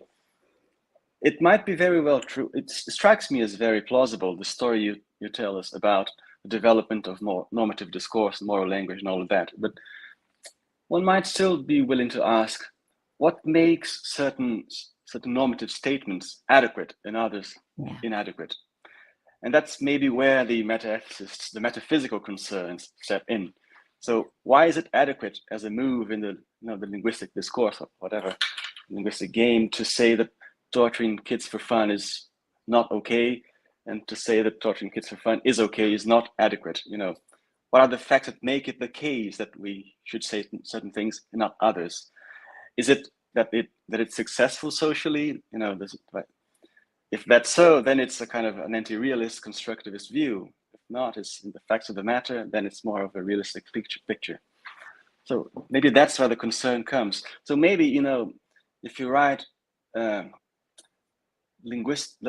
moral discourse itself might not be committed so explicitly to a kind of underlying metaphysics, but there's still room for the metaethicist to ask the metaphysical questions, and even maybe to criticize certain kinds of claims in this normative discourse, if these claims are not grounded in the real facts.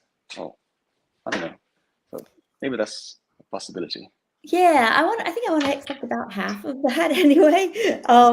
So I totally agree that difficult problems remain. What I'm trying to show is if we can sort of agree on first order moral claims, there's no special metaphysical problems that emerge about how we can know the moral facts, given that they're not causally connected to us, about, I didn't talk about action guiding, but you can put that in too, about whether there are such things, all that's fine.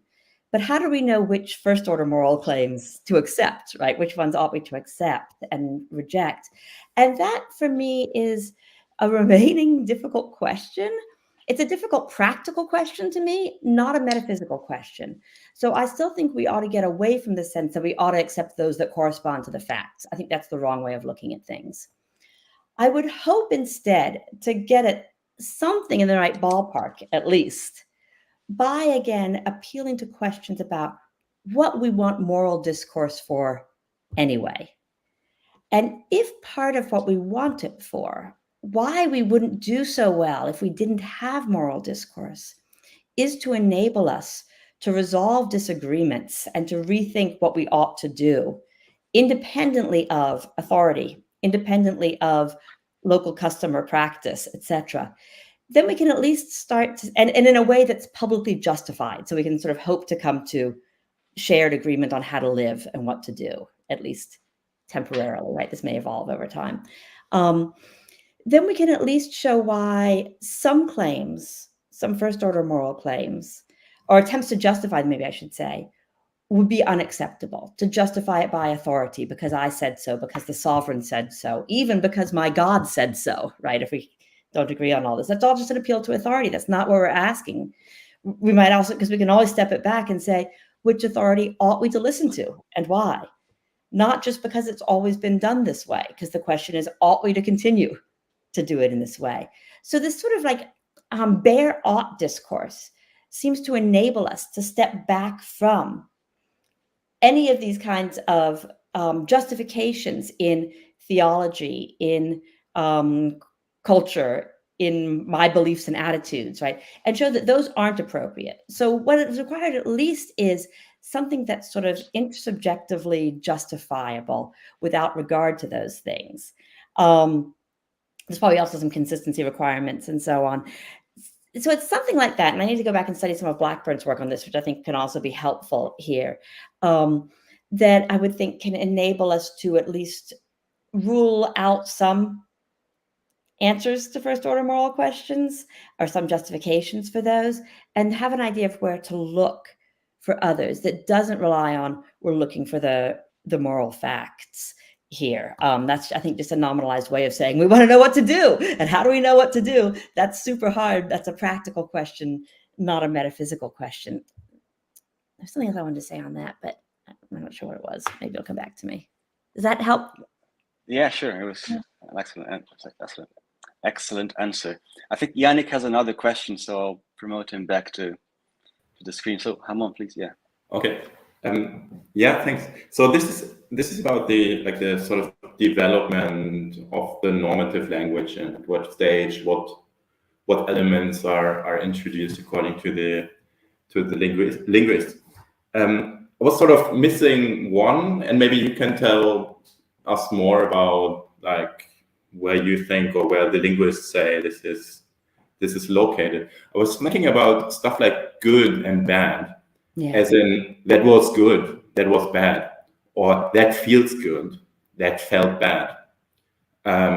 Maybe in the background there's a thought about this being connected to maybe hedonic experience, pain, pleasure, and whatever. But so my primary question: where's this sort of located according to the linguistic picture? Yeah, good question. And I don't know yet of any sort of linguistic data directly on that, on exactly when these terms are acquired. They're not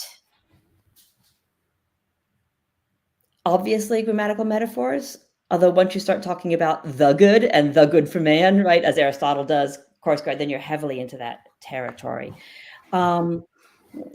It would seem like it's initially used as a form of praise or criticism, right? That then takes this adjectival form in ways that enable us to generalize in certain things. Like, you can clap and you can say, well done, right? But you can't say things, but you can't generalize in ways that say, helping others is always good. Anything that helps others is good, right? So it might enable us to generalize from forms of praise, that we can start by just saying good as an exclamation, right, as we do to children and so on, and then be able to step back from that and talk about what is good and turn it into a predicate term that enables us to generalize and teach general moral rules to children.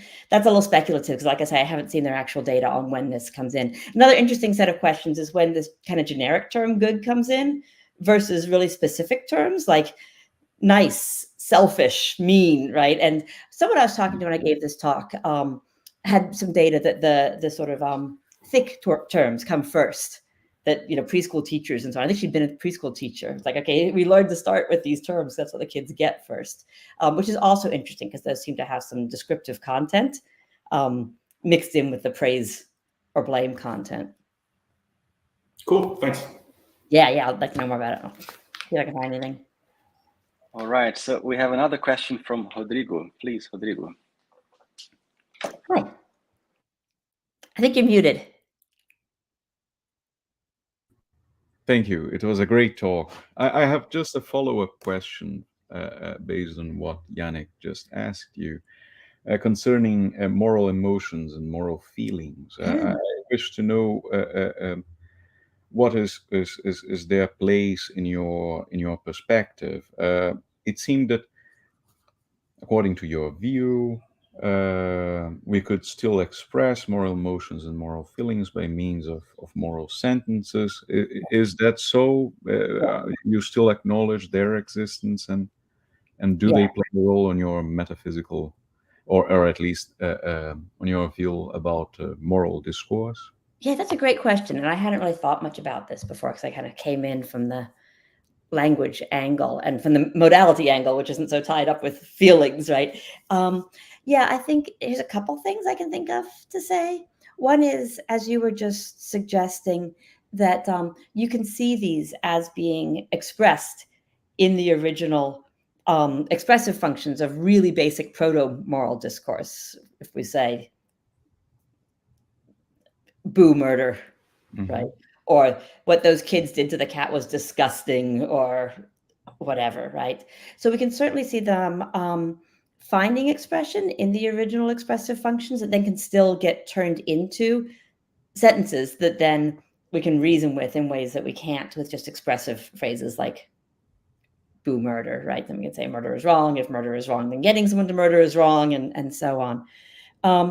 I guess the other thing to say probably is that I would want to see moral emotions not as responses to moral properties in the world, right, on a sort of quasi-perceptualist model, but as guides to our action, right? If the fundamental moral question really is what to do, right, then we can see these kinds of moral emotions as guiding us towards some kinds of actions and away from others, and playing a useful role in that way, provided these are sort of pro-social directions of action, but obviously not think of them as revealing the moral features of the world. Does that help?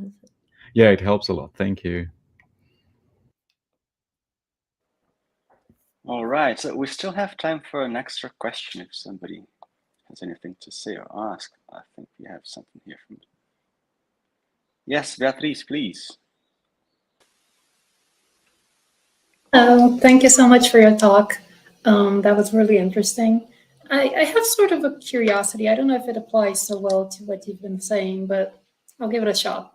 So what would you say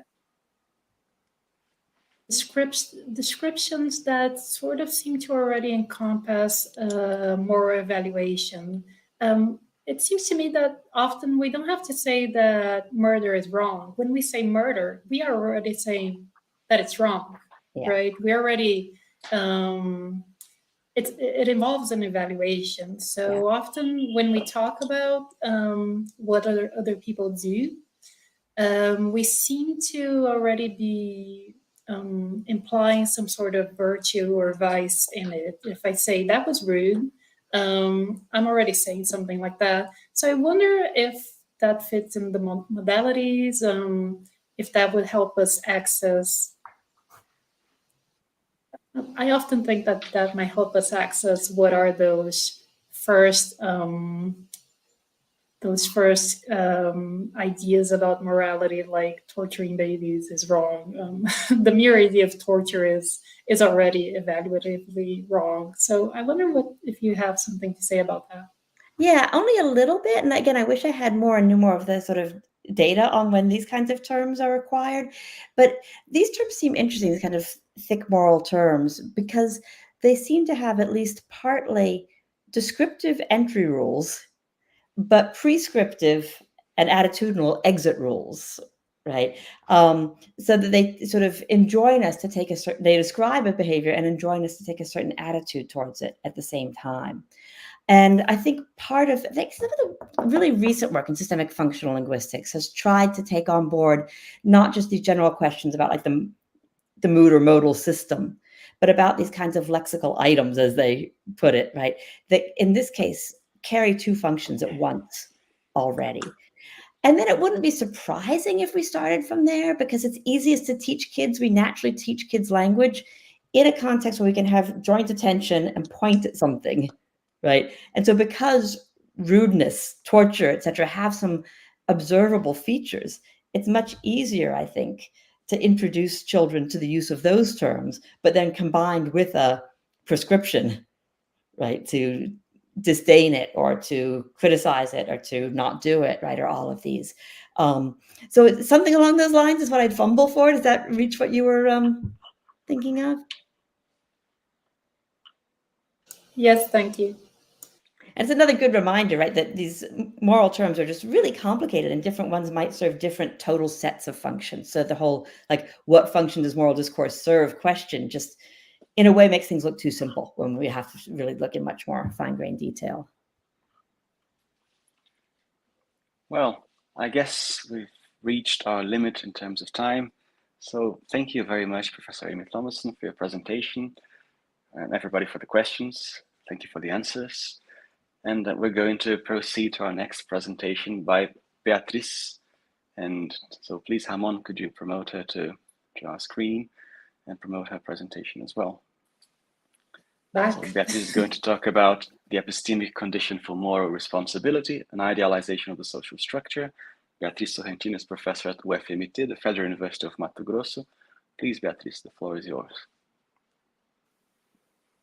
Ok, first let me say em português, obrigada pelo convite para estar aqui hoje e falar com todos vocês, e obrigada a quem está assistindo. I'll switch back to English and thank everyone for the invitation, the organization, and thank you for watching. So I'd like to talk about what has been called the epistemic condition for moral responsibility. I'm just going to move forward. I think there is an issue with this condition, and mainly the condition, because epistemic conditions can be several when we talk about moral responsibility. But the condition that I'm concerned about today is the one that requires that we know the moral significance of our action when we act. So it requires that the agent believe currently or at least latently, or if we don't want to use the term belief because it's too demanding, we can use, we can require that the agent is aware that the action is wrong. So that's the moral significance of the action. And of course, we in philosophy tend to focus on wrong actions, not on praise, right? So I think this epistemic condition is very idealized because it requires the agent to be aware of perhaps too much to be morally responsible. So it ends up being a condition that is very difficult to satisfy. So here I have the objective to show that such an intellectualist condition idealizes even our social structure. So this sort of condition would only work in a utopian society. In a society that has asymmetric structures, it doesn't really work, and it ends up reinforcing its asymmetries.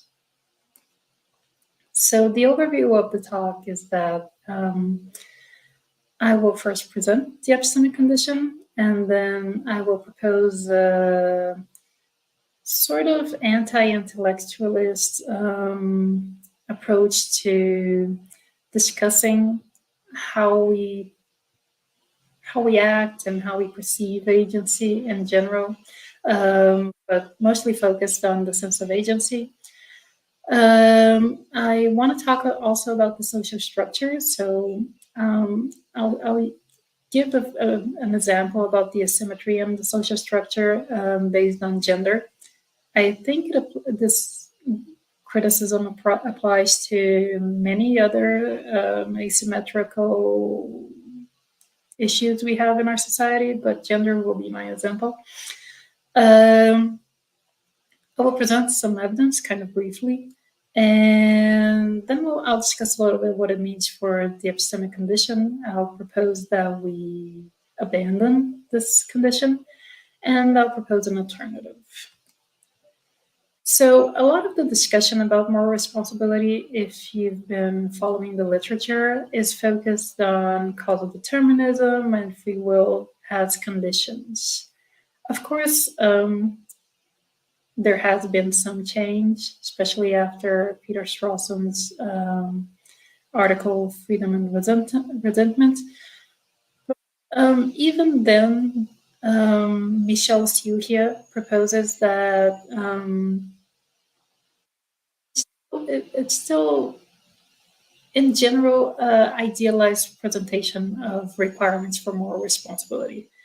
So she claims that supposition that we distribute responsibility to agents symmetrically and proportionally for their actions is a huge idealization. And responsibility is actually asymmetrically distributed in society to the disadvantage of underprivileged groups. So we often see in the literature cases, the examples that are presented, the cases that we study, are usually imagined cases focused on atomic actions and stripped of the socio-political aspect in which it occurs. So in that sense, it ends up being very idealized, but also intellectualized, because it usually takes for granted that human agents are acting explicitly thinking about their intentions, actions, and their consequences. And that might not be the case a lot of the time. So if the epistemic condition that I'm thinking about is upheld by Michael Zimmerman, Gideon Rosen, and Neil Levy, for instance, but I'll focus on what Zimmerman says about it. So again, it's the condition that the agent must be aware of the moral significance of her action when she acts in order to be morally responsible for the action. And Zimmerman will say that if someone, as the agent, commits some act A from ignorance of the fact that he or she was wrongly committing it, then S is blameworthy for A and thereby for any of A's consequences, only if S is blameworthy for his ignorance. The focus is generally in blameworthy agents or wrong actions. And this sort of requirement seems to engender the result that very few agents will satisfy it, because it's very rare for an agent to do A while believing that doing A is wrong. It has to be some sort of acratic action, or that's what generally Zimmerman and Rosen will defend. And they'll use examples, sort of everyday examples, but that aren't really put in a context. So, for instance, there's a caretaker who doesn't know that a child is allergic to milk and feeds her milk. There's also an example by Neil Levy in which he claims that the agent doesn't know that plants feel pain, but let's suppose that they do, and that it harms the plant, and that the agent harms the plants, but unaware that he's causing them pain. There's also a famous example by Rosen of a husband who tells a lie to his wife to avoid trouble in the marriage, thinking that that's the best for them. But I'd like to focus here on an example by Mitsuya, and she proposes that we consider a sexual harasser. The sexual harasser is brought up in a patriarchal society, very sexist social environment. He grew up in a very sexist community, and to no fault of his own, he ends up having sexist beliefs. He is unfamiliar with the concept of sexual harassment, and he grows up to become a manager in a company, and he sexually harasses his subordinates. So the women with whom he works, especially the Hispanic women in the example, are targets of his sexual harassment. But he wouldn't put it in those terms because he's unaware of the concept, right? He's just innocently flirting. So he's completely unaware that his action is wrong, morally wrong. It seems to me that Zimmerman's intellectualized epistemic condition reinforces social structures of oppression if we look at these sort of examples, right? Because I think Zimmerman and Levy are proposing the epistemic condition in a way and motivated by the idea that we mustn't be too strict when we apply moral sanctions. And that if we understand that many times we don't act out of doing wrong, knowing that we're doing wrong, we will be more forgiving of each other. But even though this motivation sounds interesting, I think it ends up resulting in a very problematic condition for moral responsibility that will reinforce oppressive social structures. To think about it a little bit further, I'd like to discuss a bit of a non-cognitive approach to the sense of agency. The sense of agency is just the phenomenological experience of acting. When we move or when we reach for a glass of water, I have the feeling that I'm the origin or the source of the action. That's what Nick Brancasi will call the minimal sense of agency. It's been very much discussed in the years of 2010, and there is a lot of discussion in neuroscience as well about the sense of agency. And I think it will help with to think about action in a bit of a less intellectualist way. So Nick Brancasi proposes that we distinguish the minimal sense of agency from the narrative sense of agency, which is quite common in the literature. The minimal sense of agency, as I said, is just this pre-reflective phenomenal experience of being the source of the action. And this sense of agency is super important to our capacity to interact with the environment, because it is a sort of experience that we have of our body in a dynamic relation with the environment. So together with the environment, the body discloses possibilities for interaction, and that's how we act. So also important to these actions are our past interactions with the environment, our habits of interaction, and the experience of these actions and their successes in the past. This will make some possibilities of action more salient, which engenders know-how for perceiving possibilities for action. Now, the narrative sense of agency is a bit different, because it involves a reflective judgment of agency. It's the narrative that we develop when we have a certain intention and we satisfy it through our action. What Brancasi seems to think is really relevant to think about the sense of agency are narrative archetypes, which are stories about characters in which we can make sense of their actions based on their reasons for actions and how they're coherent with the identity of that character.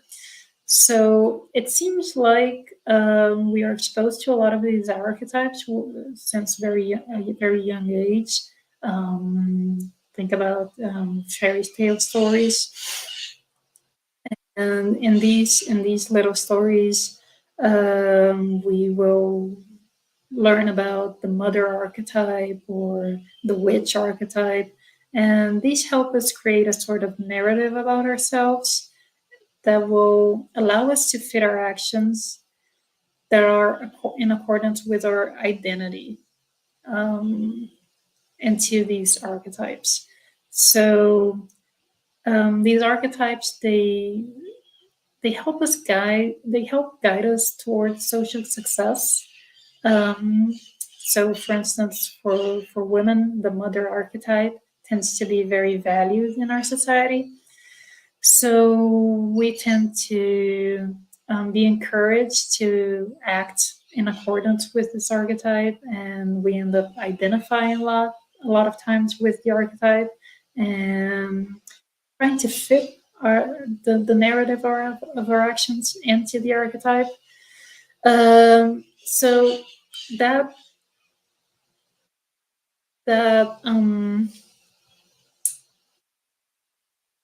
sort of this trying to fit our actions and intentions in archetypes engenders a sense of agency that is also narrative. So Brancasi relies a lot on Elizabeth Pachery's discussion of sense of agency and intention.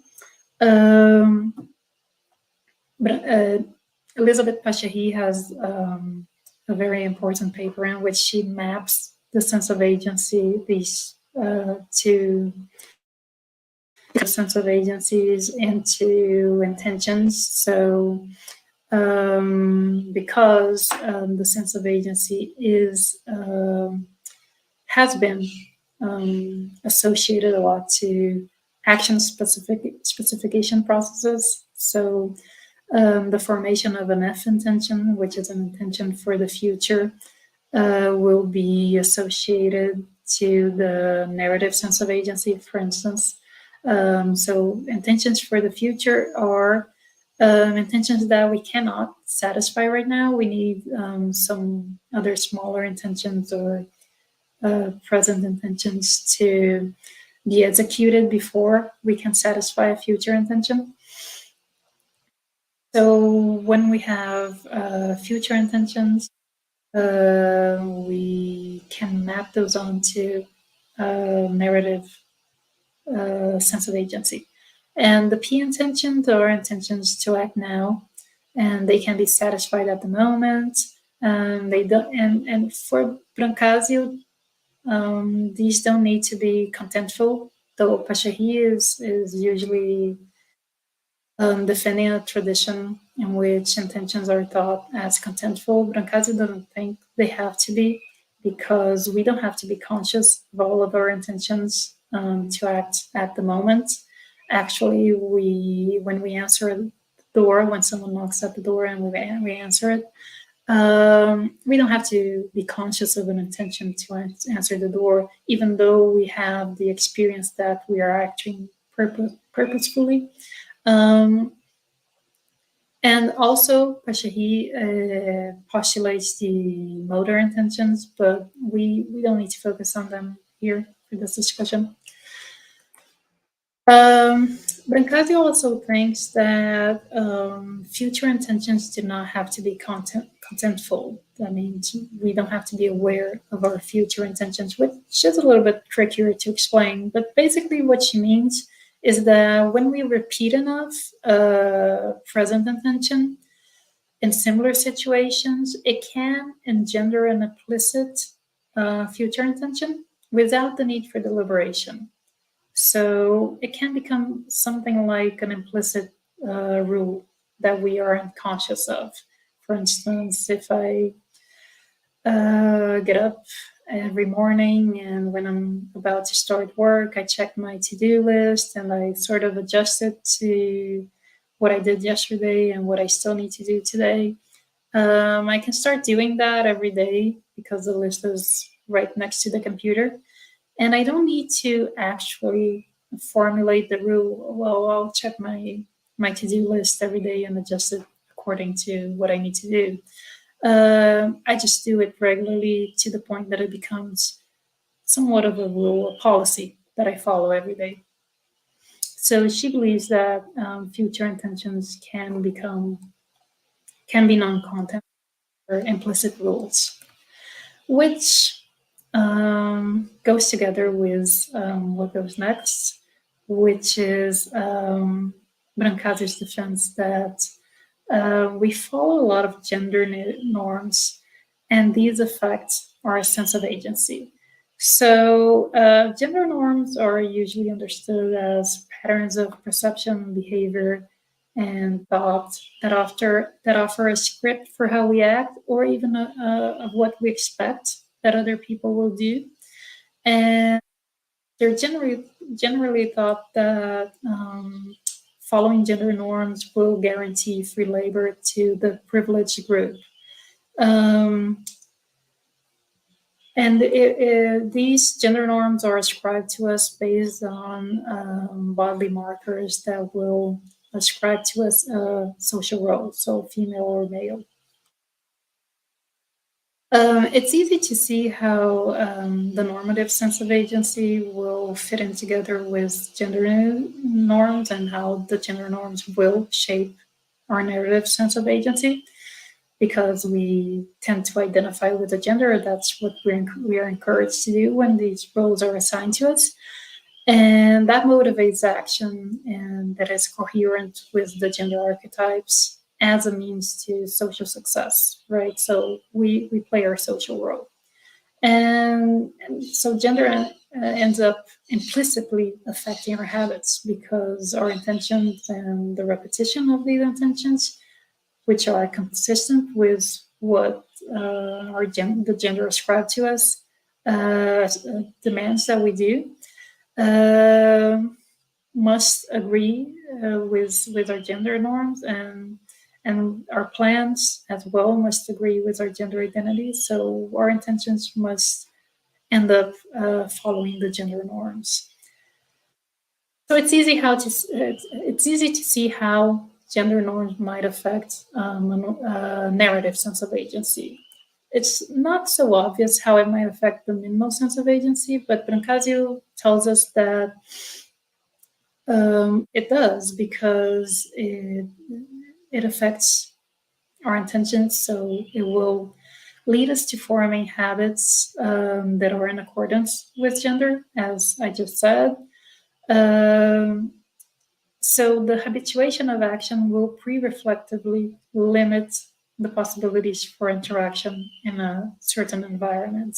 And once we repeat actions in social environments, these become our go-to responses. So we end up having these intentions sort of irreflectively, because they prime, the implicit gender norms prime our responses in certain situations. That ends up limiting our action selection. So we end up having these go-to responses in a broad range of actions that are possible to us at each moment. Finally, since we can think of perception as skilled, skilled in the sense that what we perceive is guided by our past success of interactions, and agents end up perceiving what they can immediately do. So if we are habituated to certain actions and these become go-to responses, these actions are what we perceive in the environment as possibilities for actions. So gender norms do end up limiting our action selection process and our perception of possibility for actions. So it ends up molding our sense of agency, even in the minimal sense, according to Nick Brancasio. And I do accept this. I think there is some evidence to accept what she's saying.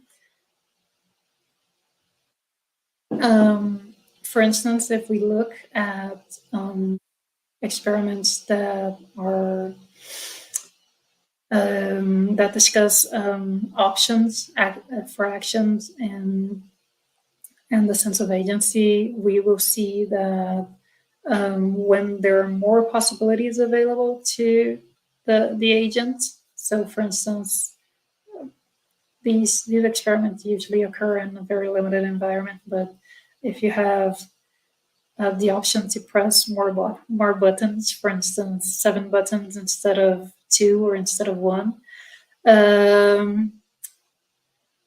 the agent will tend to experience a stronger sense of agency when there are 7 buttons to choose from. And that's the experiment observes an implicit marker for sense of agency, which is called intentional binding. I can explain that in more detail later. But also, if we look at experiments in which agents are following orders, that tends to decrease the sense of agency. So the marker shows that the sense of agency is not as strong when we are following orders, if we're just doing what we're told.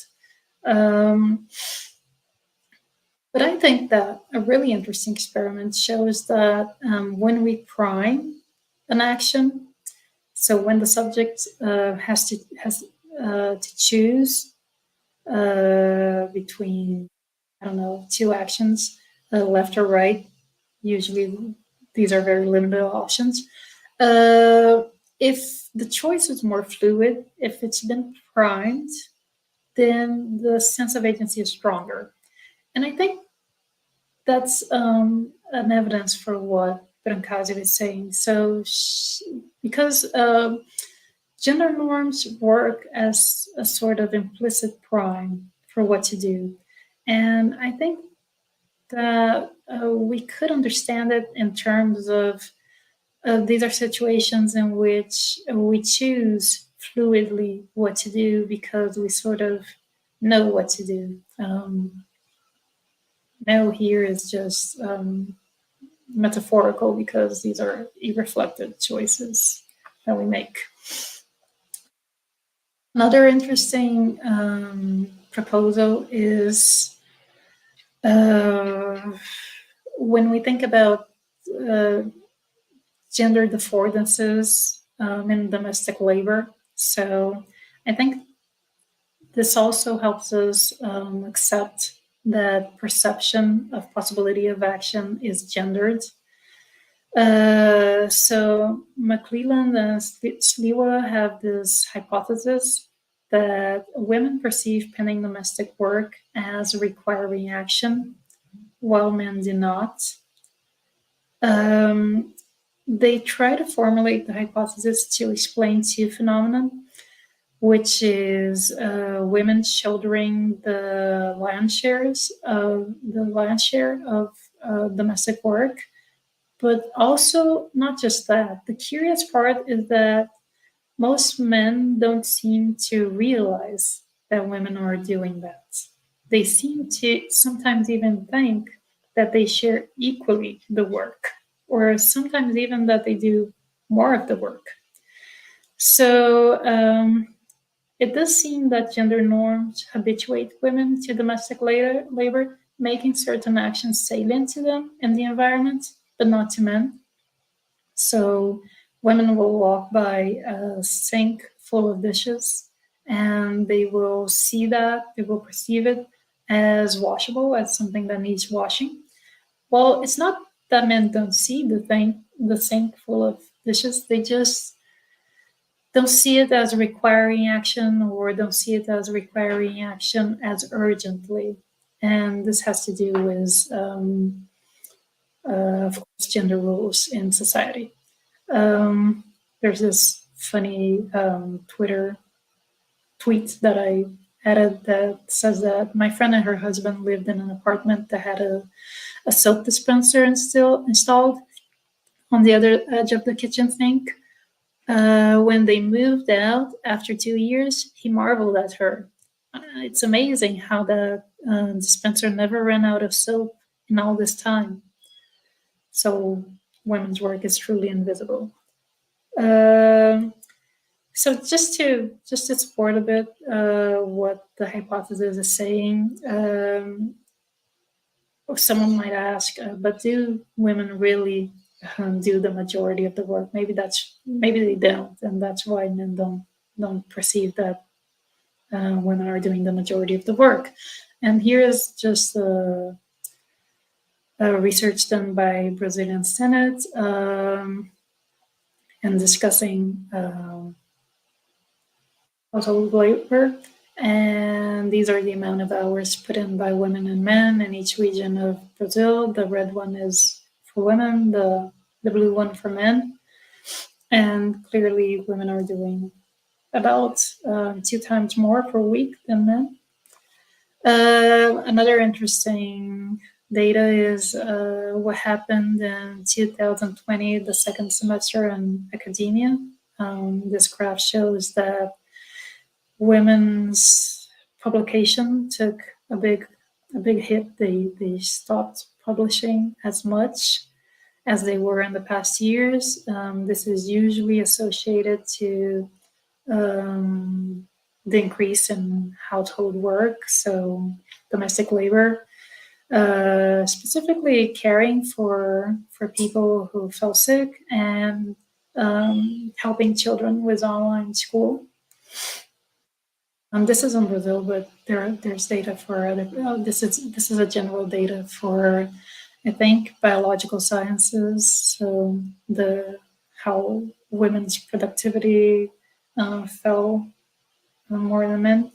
I just added these to help illustrate. There's a lot of data about domestic work and how it's perceived by men and women. The New York Times also ran a poll in which they asked who was homeschooling the children, and 45% of the men said they did most of the homeschooling, and only 3% of the women agreed with that. So that's a data about the perception of who's doing the domestic labor and care labor at home. Okay, so what does this all mean for the epistemic condition? I've been trying to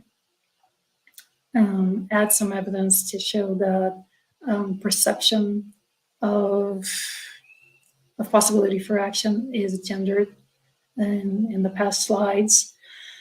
And I think this is relevant to the epistemic condition in the following sense. If we go back to the morally ignorant harasser, whose ignorance is not his fault, so he doesn't satisfy the epistemic condition that we saw Zimmerman proposed, he fails this condition, and of no fault of his own, right? His action is not a consequence of some wrong action that the agent performed in the past while knowing that it was wrong. And I think in our society, there is a lot of factors that help explain why the harasser would be in that position, and perhaps why many agents who act wrongly and, for instance, harass, are unaware that they are doing that. Because, as Metsuhia proposes, there is a male gaze in our society, in literature, in the movies, and mainstream porn. What is highlighted is the male gaze. We are constantly introduced in, for instance, high literature and what we're taught to read in school. We are introduced to male characters and their perspective of the world. And the women portrayed in these books are often just their objects of desire. They aren't developed in their psychological dimension. They're often described as somewhat just mostly based on their appearance, and often they're a bit infantilized. So we are constantly introduced to how men see the world, and we learn to adopt that perspective. So in the literature, but also in movies, the comedies, and whatnot. So we also know that, for instance, harassment, which is our example, has often been naturalized and encouraged among men, and sometimes even viewed as a display of virility. These unsolicited, insistent advances are encouraged in a sort of Don Juan archetype or dominant male archetype that we commonly view in our society, and we commonly view as encouraged in our society. So male agents who are expected to identify with male archetypes may emulate such behavior to strive for social success.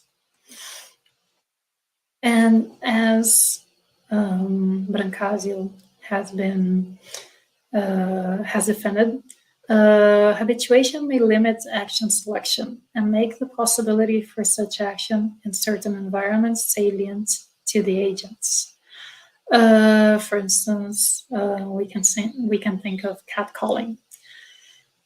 So if we go back to the manager in the sexual harassment case, we can think that he's just acting on salient possibilities that he perceives as salient due to habits instilled by a pattern of successful pastful actions.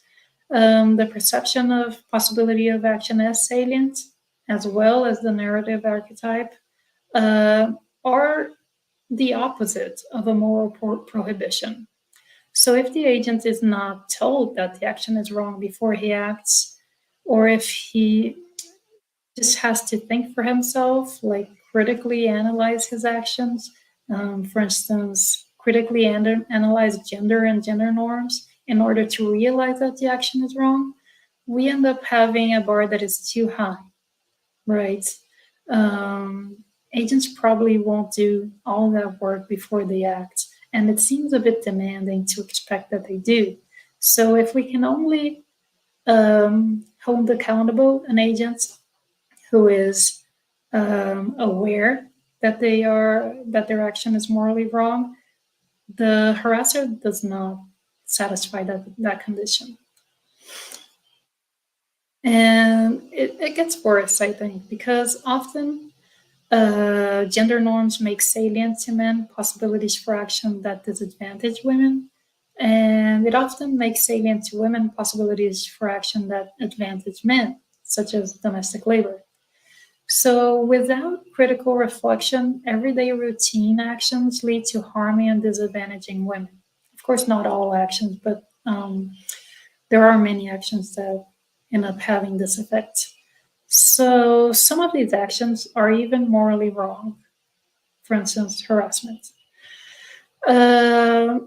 So I think that we end up with a perverse asymmetry in the ability to satisfy the epistemic condition that results in an asymmetric distribution of responsibility. So if men don't know any better, they end up being less responsible, or we cannot attribute responsibility to men.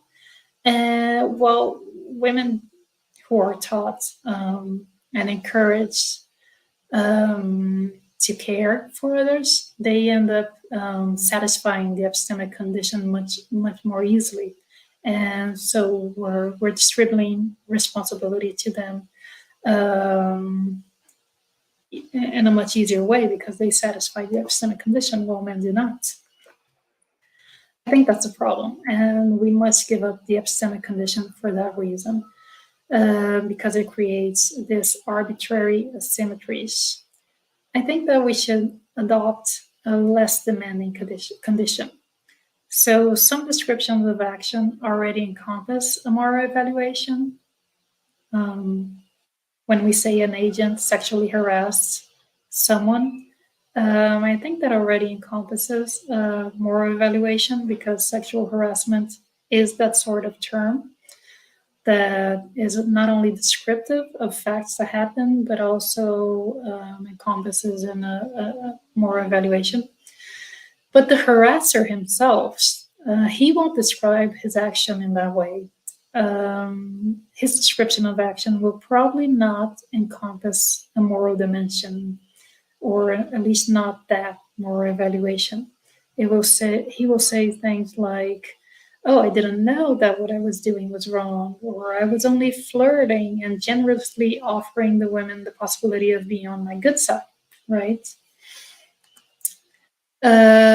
But I think that,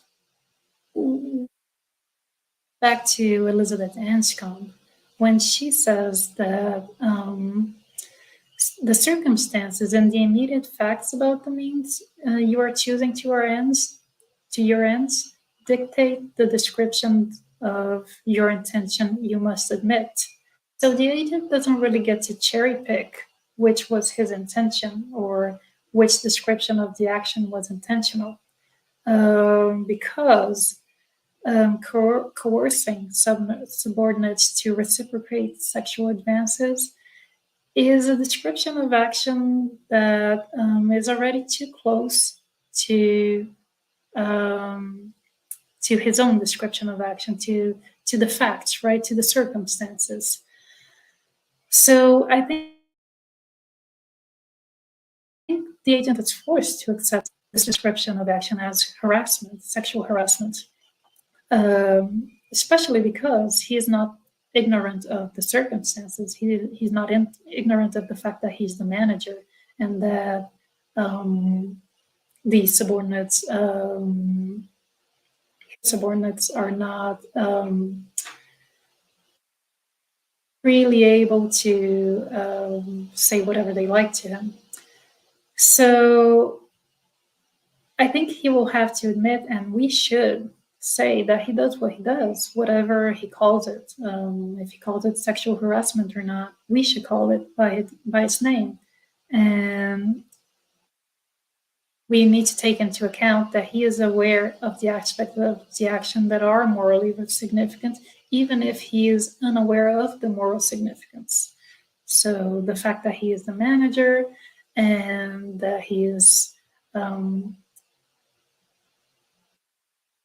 distantly advancing towards these women are enough. We know the facts that are relevant, that are morally significant.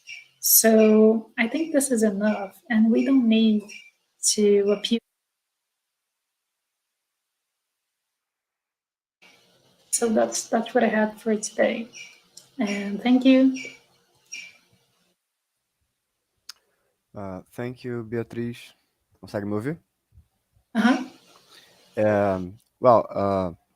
It seems Vitor is under some technical issues with his internet connection, so I will lead from here. Muito obrigado, Beatriz. Só para avisar o pessoal que está assistindo a gente em português aqui, parece que o Vitor teve um probleminha com a conexão de internet dele, então eu vou mediar até o fim aqui do evento, a menos, é claro, que a internet dele retorne e as coisas voltem ao normal. If you have any questions, please feel free to ask. And if you have people in the background who want to ask something, just let us know. And people on the audience can just send your questions on the chat.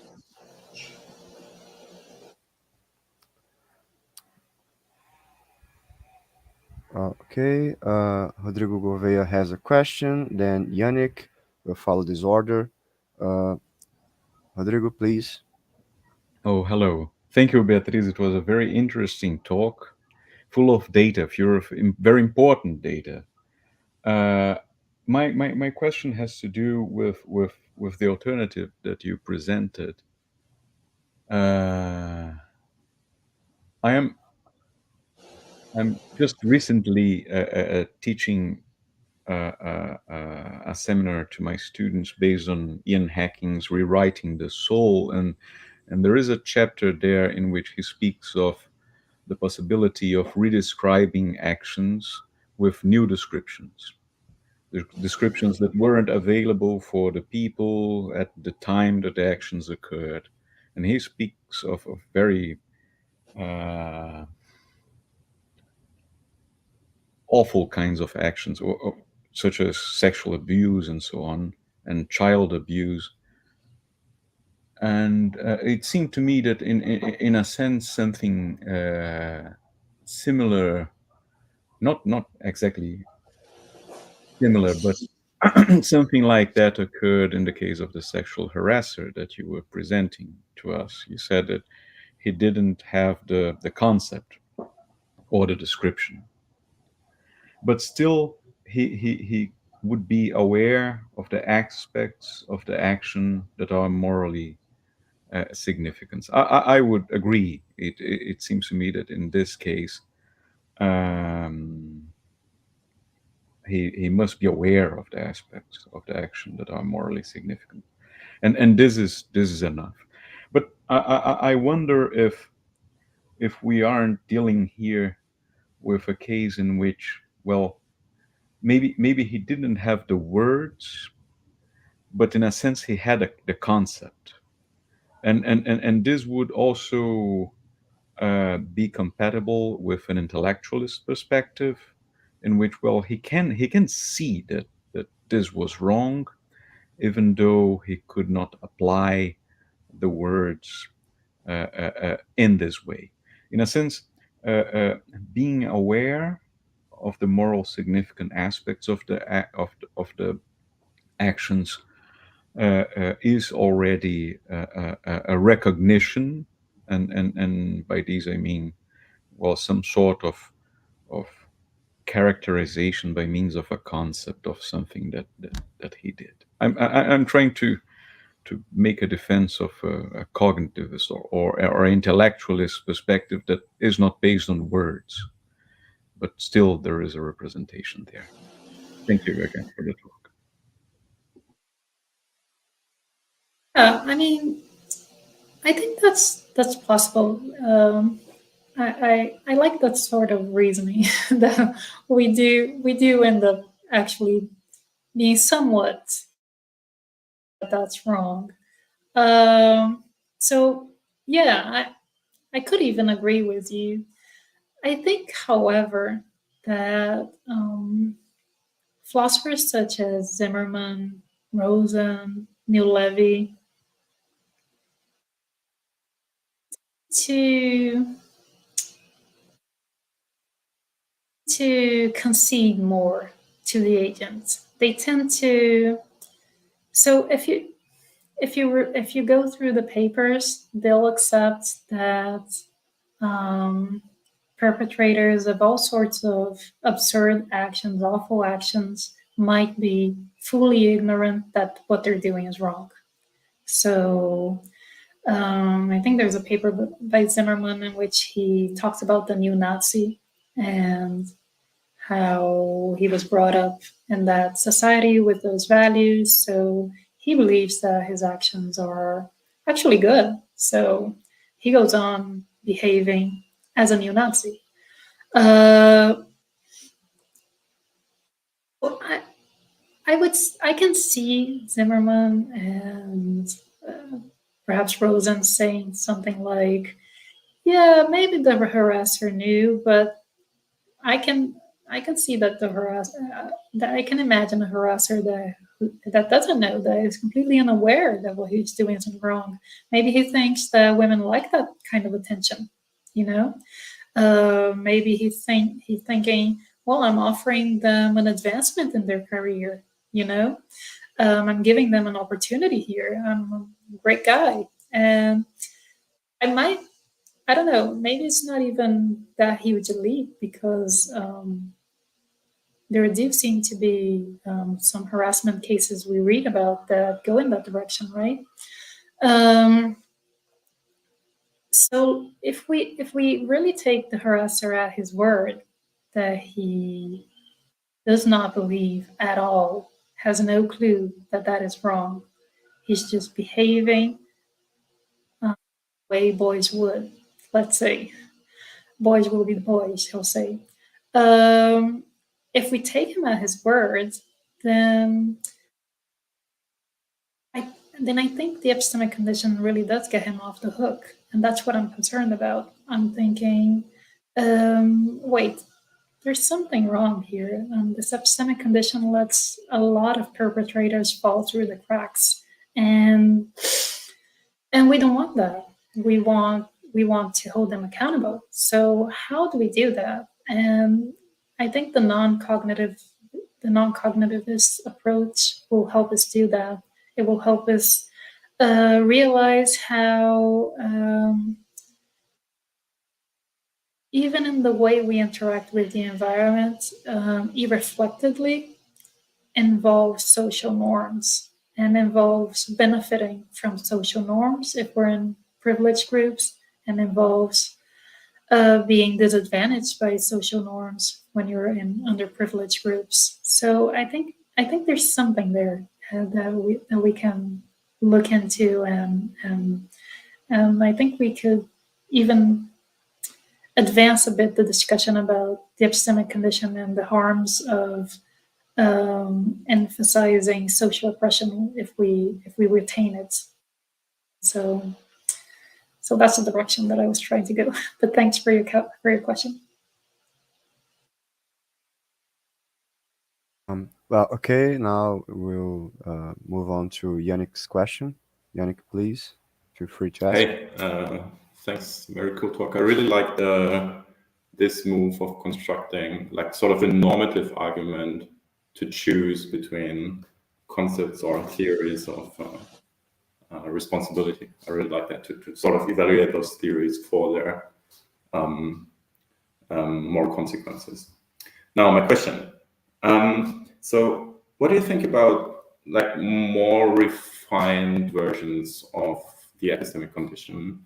So if I remember correctly, for example, Rosen, I think he considers whether one might also be culpable, responsible in a situation where one is not aware of the act being morally impermissible, but one might be culpable of being not aware. So one should have put oneself in the appropriate situation, but one failed to do so, and culpably so. And if I remember correctly, Rosen has this case of the slaver back in the ancient times. Interesting case. But then in your case, I wondered whether with lots of these people, one, at least nowadays, one might say, well, they should have known. It was their fault that they didn't know. Yeah. What do you think about that? Or do you have any thoughts on that? Yeah, thanks. Yeah, that's what they call the tracing condition, right? When you go back to see what was happening before and what was the agent's role in holding such absurd beliefs, let's say.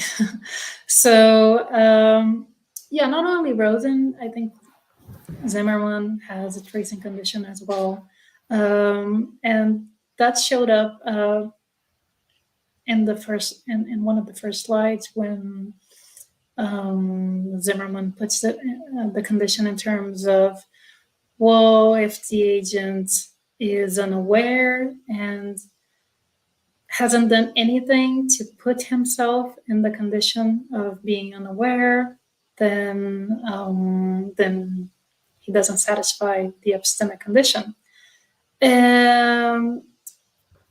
And I often wonder, right, because there is this example of the slaveholder, which claims that perhaps this person was unaware through no fault of their own, which is rather interesting because that's only the case if you don't take into consideration the perspective of the enslaved people, right? Because those people were constantly saying, this is not okay.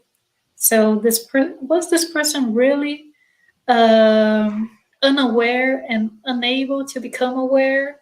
They seem to have to be ignoring a lot to be unaware that was morally wrong. So I think that what I'm trying to propose in a certain way is a shift from looking from the agent's perspective to look a little bit more towards the victim's perspective.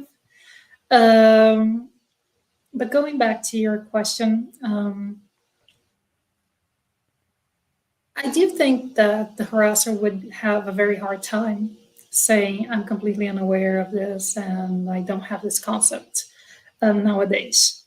But of course, our philosophical examples are a little bit tailored, and we produce them in a way so that they fit what we're trying to investigate. And in this case, the harasser is someone who is completely unaware. We might even put him at a different time. We might put him in the 70s, where the concept was still arising, and many people were unaware of what sexual harassment was. And we can say there was this sexist manager who had this behavior at the time. So we can move him to fit him better in being unaware and being unaware through no fault of his own. But that's the point. I don't think these people need to be aware. They don't need to know that they're doing wrong. All they need to know are the circumstances of their actions.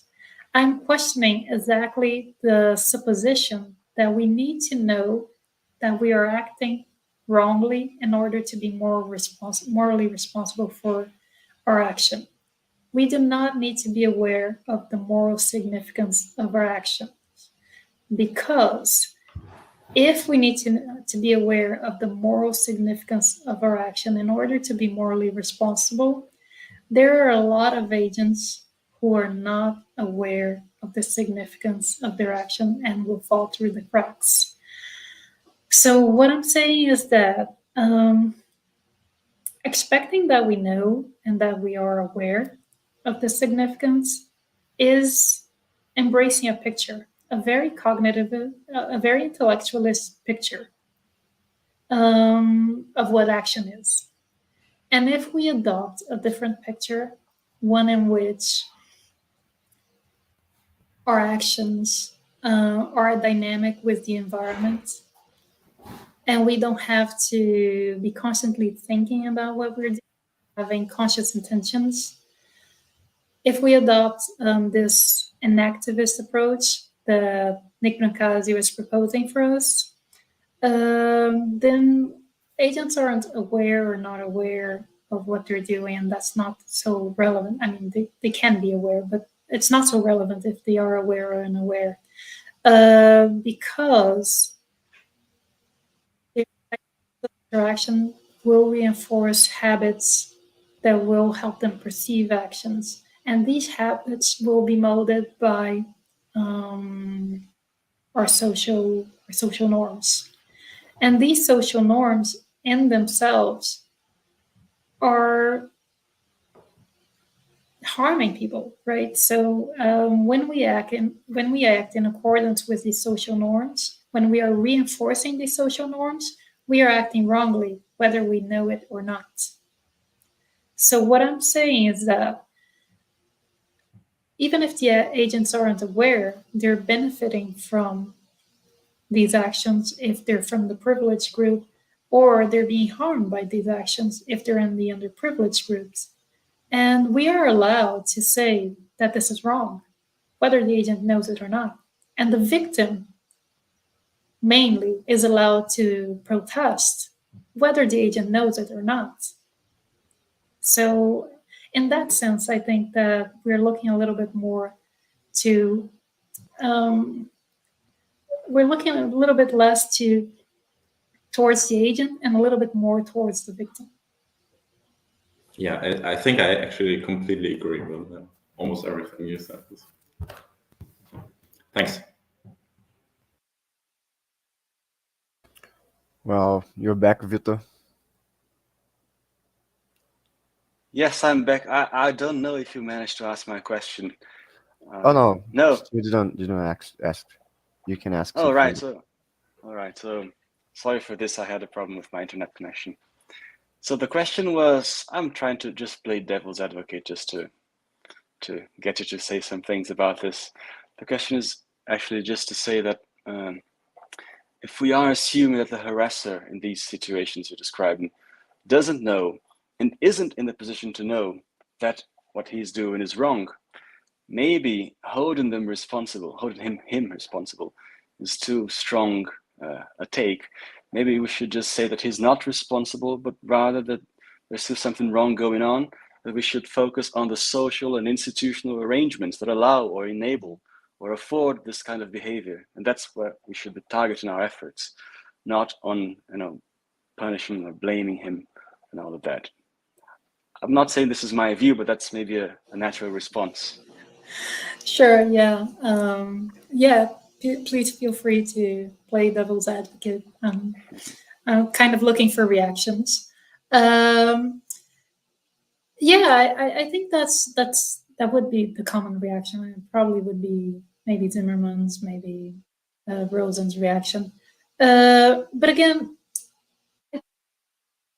I think that when we're looking at a very asymmetrical system, as we do, a social system as we have right now, we're looking at a state of affairs that is very unfair.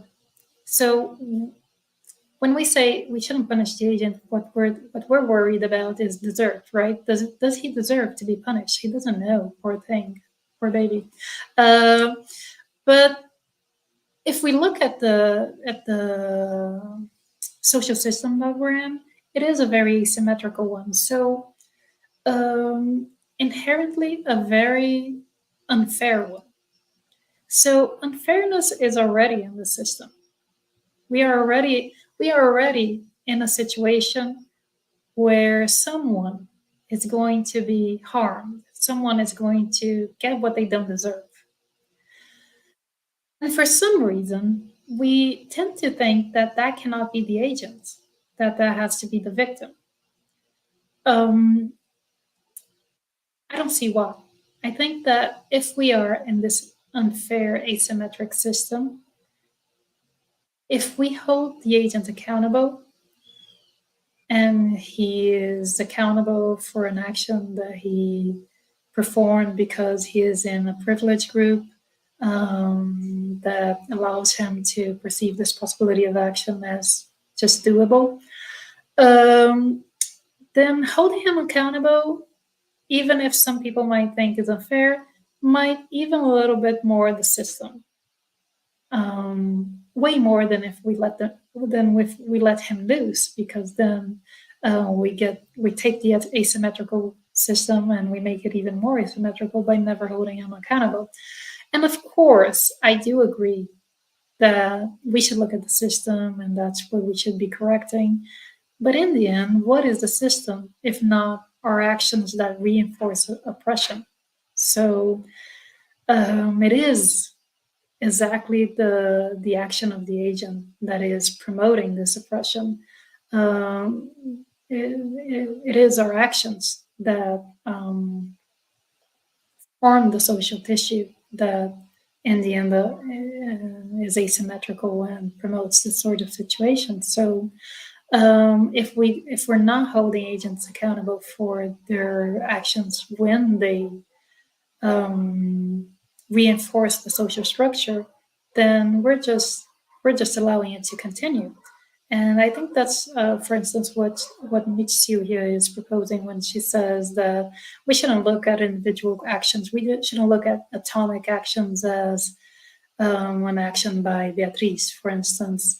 And I don't know whether she is trying to do something good or bad with that. We should look at whether her action is reinforcing a system of oppression or not. And that is what should help us evaluate if it's a blameworthy or praiseworthy action. All right, thank you very much. Does anybody have a final quick question or comment? Oh, just thank you, Beatriz, for interesting and insightful paper by Amie. Thank you very much, Amie, for your comment. I guess now we can, Rhamon, promote I do everybody have to... you have a quick question. A last Go ahead, question. yes. One last question. It would be very brief, actually. I'd like to come again about that topic of responsibility of the agent and take a Aristotelian approach to it, because Aristotle not only he says that you can be responsible for your ignorance, but he also says that we cannot claim ignorance about universal facts or universal norms that one should be aware of. So I cannot claim ignorance about paying my taxes, for example, because it's something that everyone should know by the time they are an adult. So maybe these cases in today's society is something that we cannot simply claim ignorance about, that some patterns of behaviors are harassment or something like that. So it's hard, I think, from this point of view, it's hard to kind of take the blame away from the harasser, because he should know what he's doing, because he's living 2023 and not I don't know, 1,000 years ago, when some of these behaviors could be easily understood as something that everyone does and there's no problem. So what do you think about that? I think that that's an interesting question. Thank you. Though I do think that even 1,000 years ago, the women might have a problem with that. I mean, that would only be something everyone would take as unproblematic if we're taking into consideration only the perspective of men. But yeah, I think you're right. And I think it brings up a very important point, which is we don't want to put ourselves in the position of now teachers of the harasser, right? Because then we're in the position to be epistemically exploited by someone who claims, oh, but I don't know, constantly teach me about the harms that I'm doing. So aside from being in the position of being a victim, for instance, now these women have to teach the harasser about what he's doing wrongly. And I forget now whose term this is, but that's what we usually call an epistemic exploitation, right? So yeah, I think that at some point claiming ignorance is somewhat absurd. Sometimes when I present this case, I have to say, well, this is those cases in philosophy, kind of weird and absurd, but let's imagine a harasser who has no idea what he's doing, who was brought up in a completely patriarchal society in a sexist family, and has no clue about what sexual harassment is. Through no fault of his own, he fails the epistemic condition. So what do we do with this person? Do we never blame him for what he's doing? That also seems very weird, because then the victims don't get to even protest, right? Because poor thing, he knows nothing about it. So do we really want to take this into like, I don't know, do we really want to take to the extreme that agents need to be aware of the moral significance of their action in order to be morally responsible? It doesn't seem to be proper. I mean, it doesn't seem to work in the real world. So what do we do with a condition that is so idealized that doesn't work in the real world? We need to get rid of it. So yeah, I'd say that. And let's say something else, but now I forgot. but well, I think I sort of answered in the gist, but thanks for the question. Thank you. That's perfect. Thank you very much, Beatriz. So now we came to the end of our time for the third presentation. So I would like to ask everybody to join us here on our screen, the presenters for today. I want to thank every one of them, and Professor Amie Thomasson, Rodrigo Gouvea, Beatriz Sorrentino, our three presenters today. We end now our first panel, and tomorrow we continue at 9 a.m. Brasilia time, so GMT -3. And thank you all for watching us, for being with us today as well in the audience. And thank you very much. And that is it. Yes. Thank you. Thank you. Thanks for organizing it.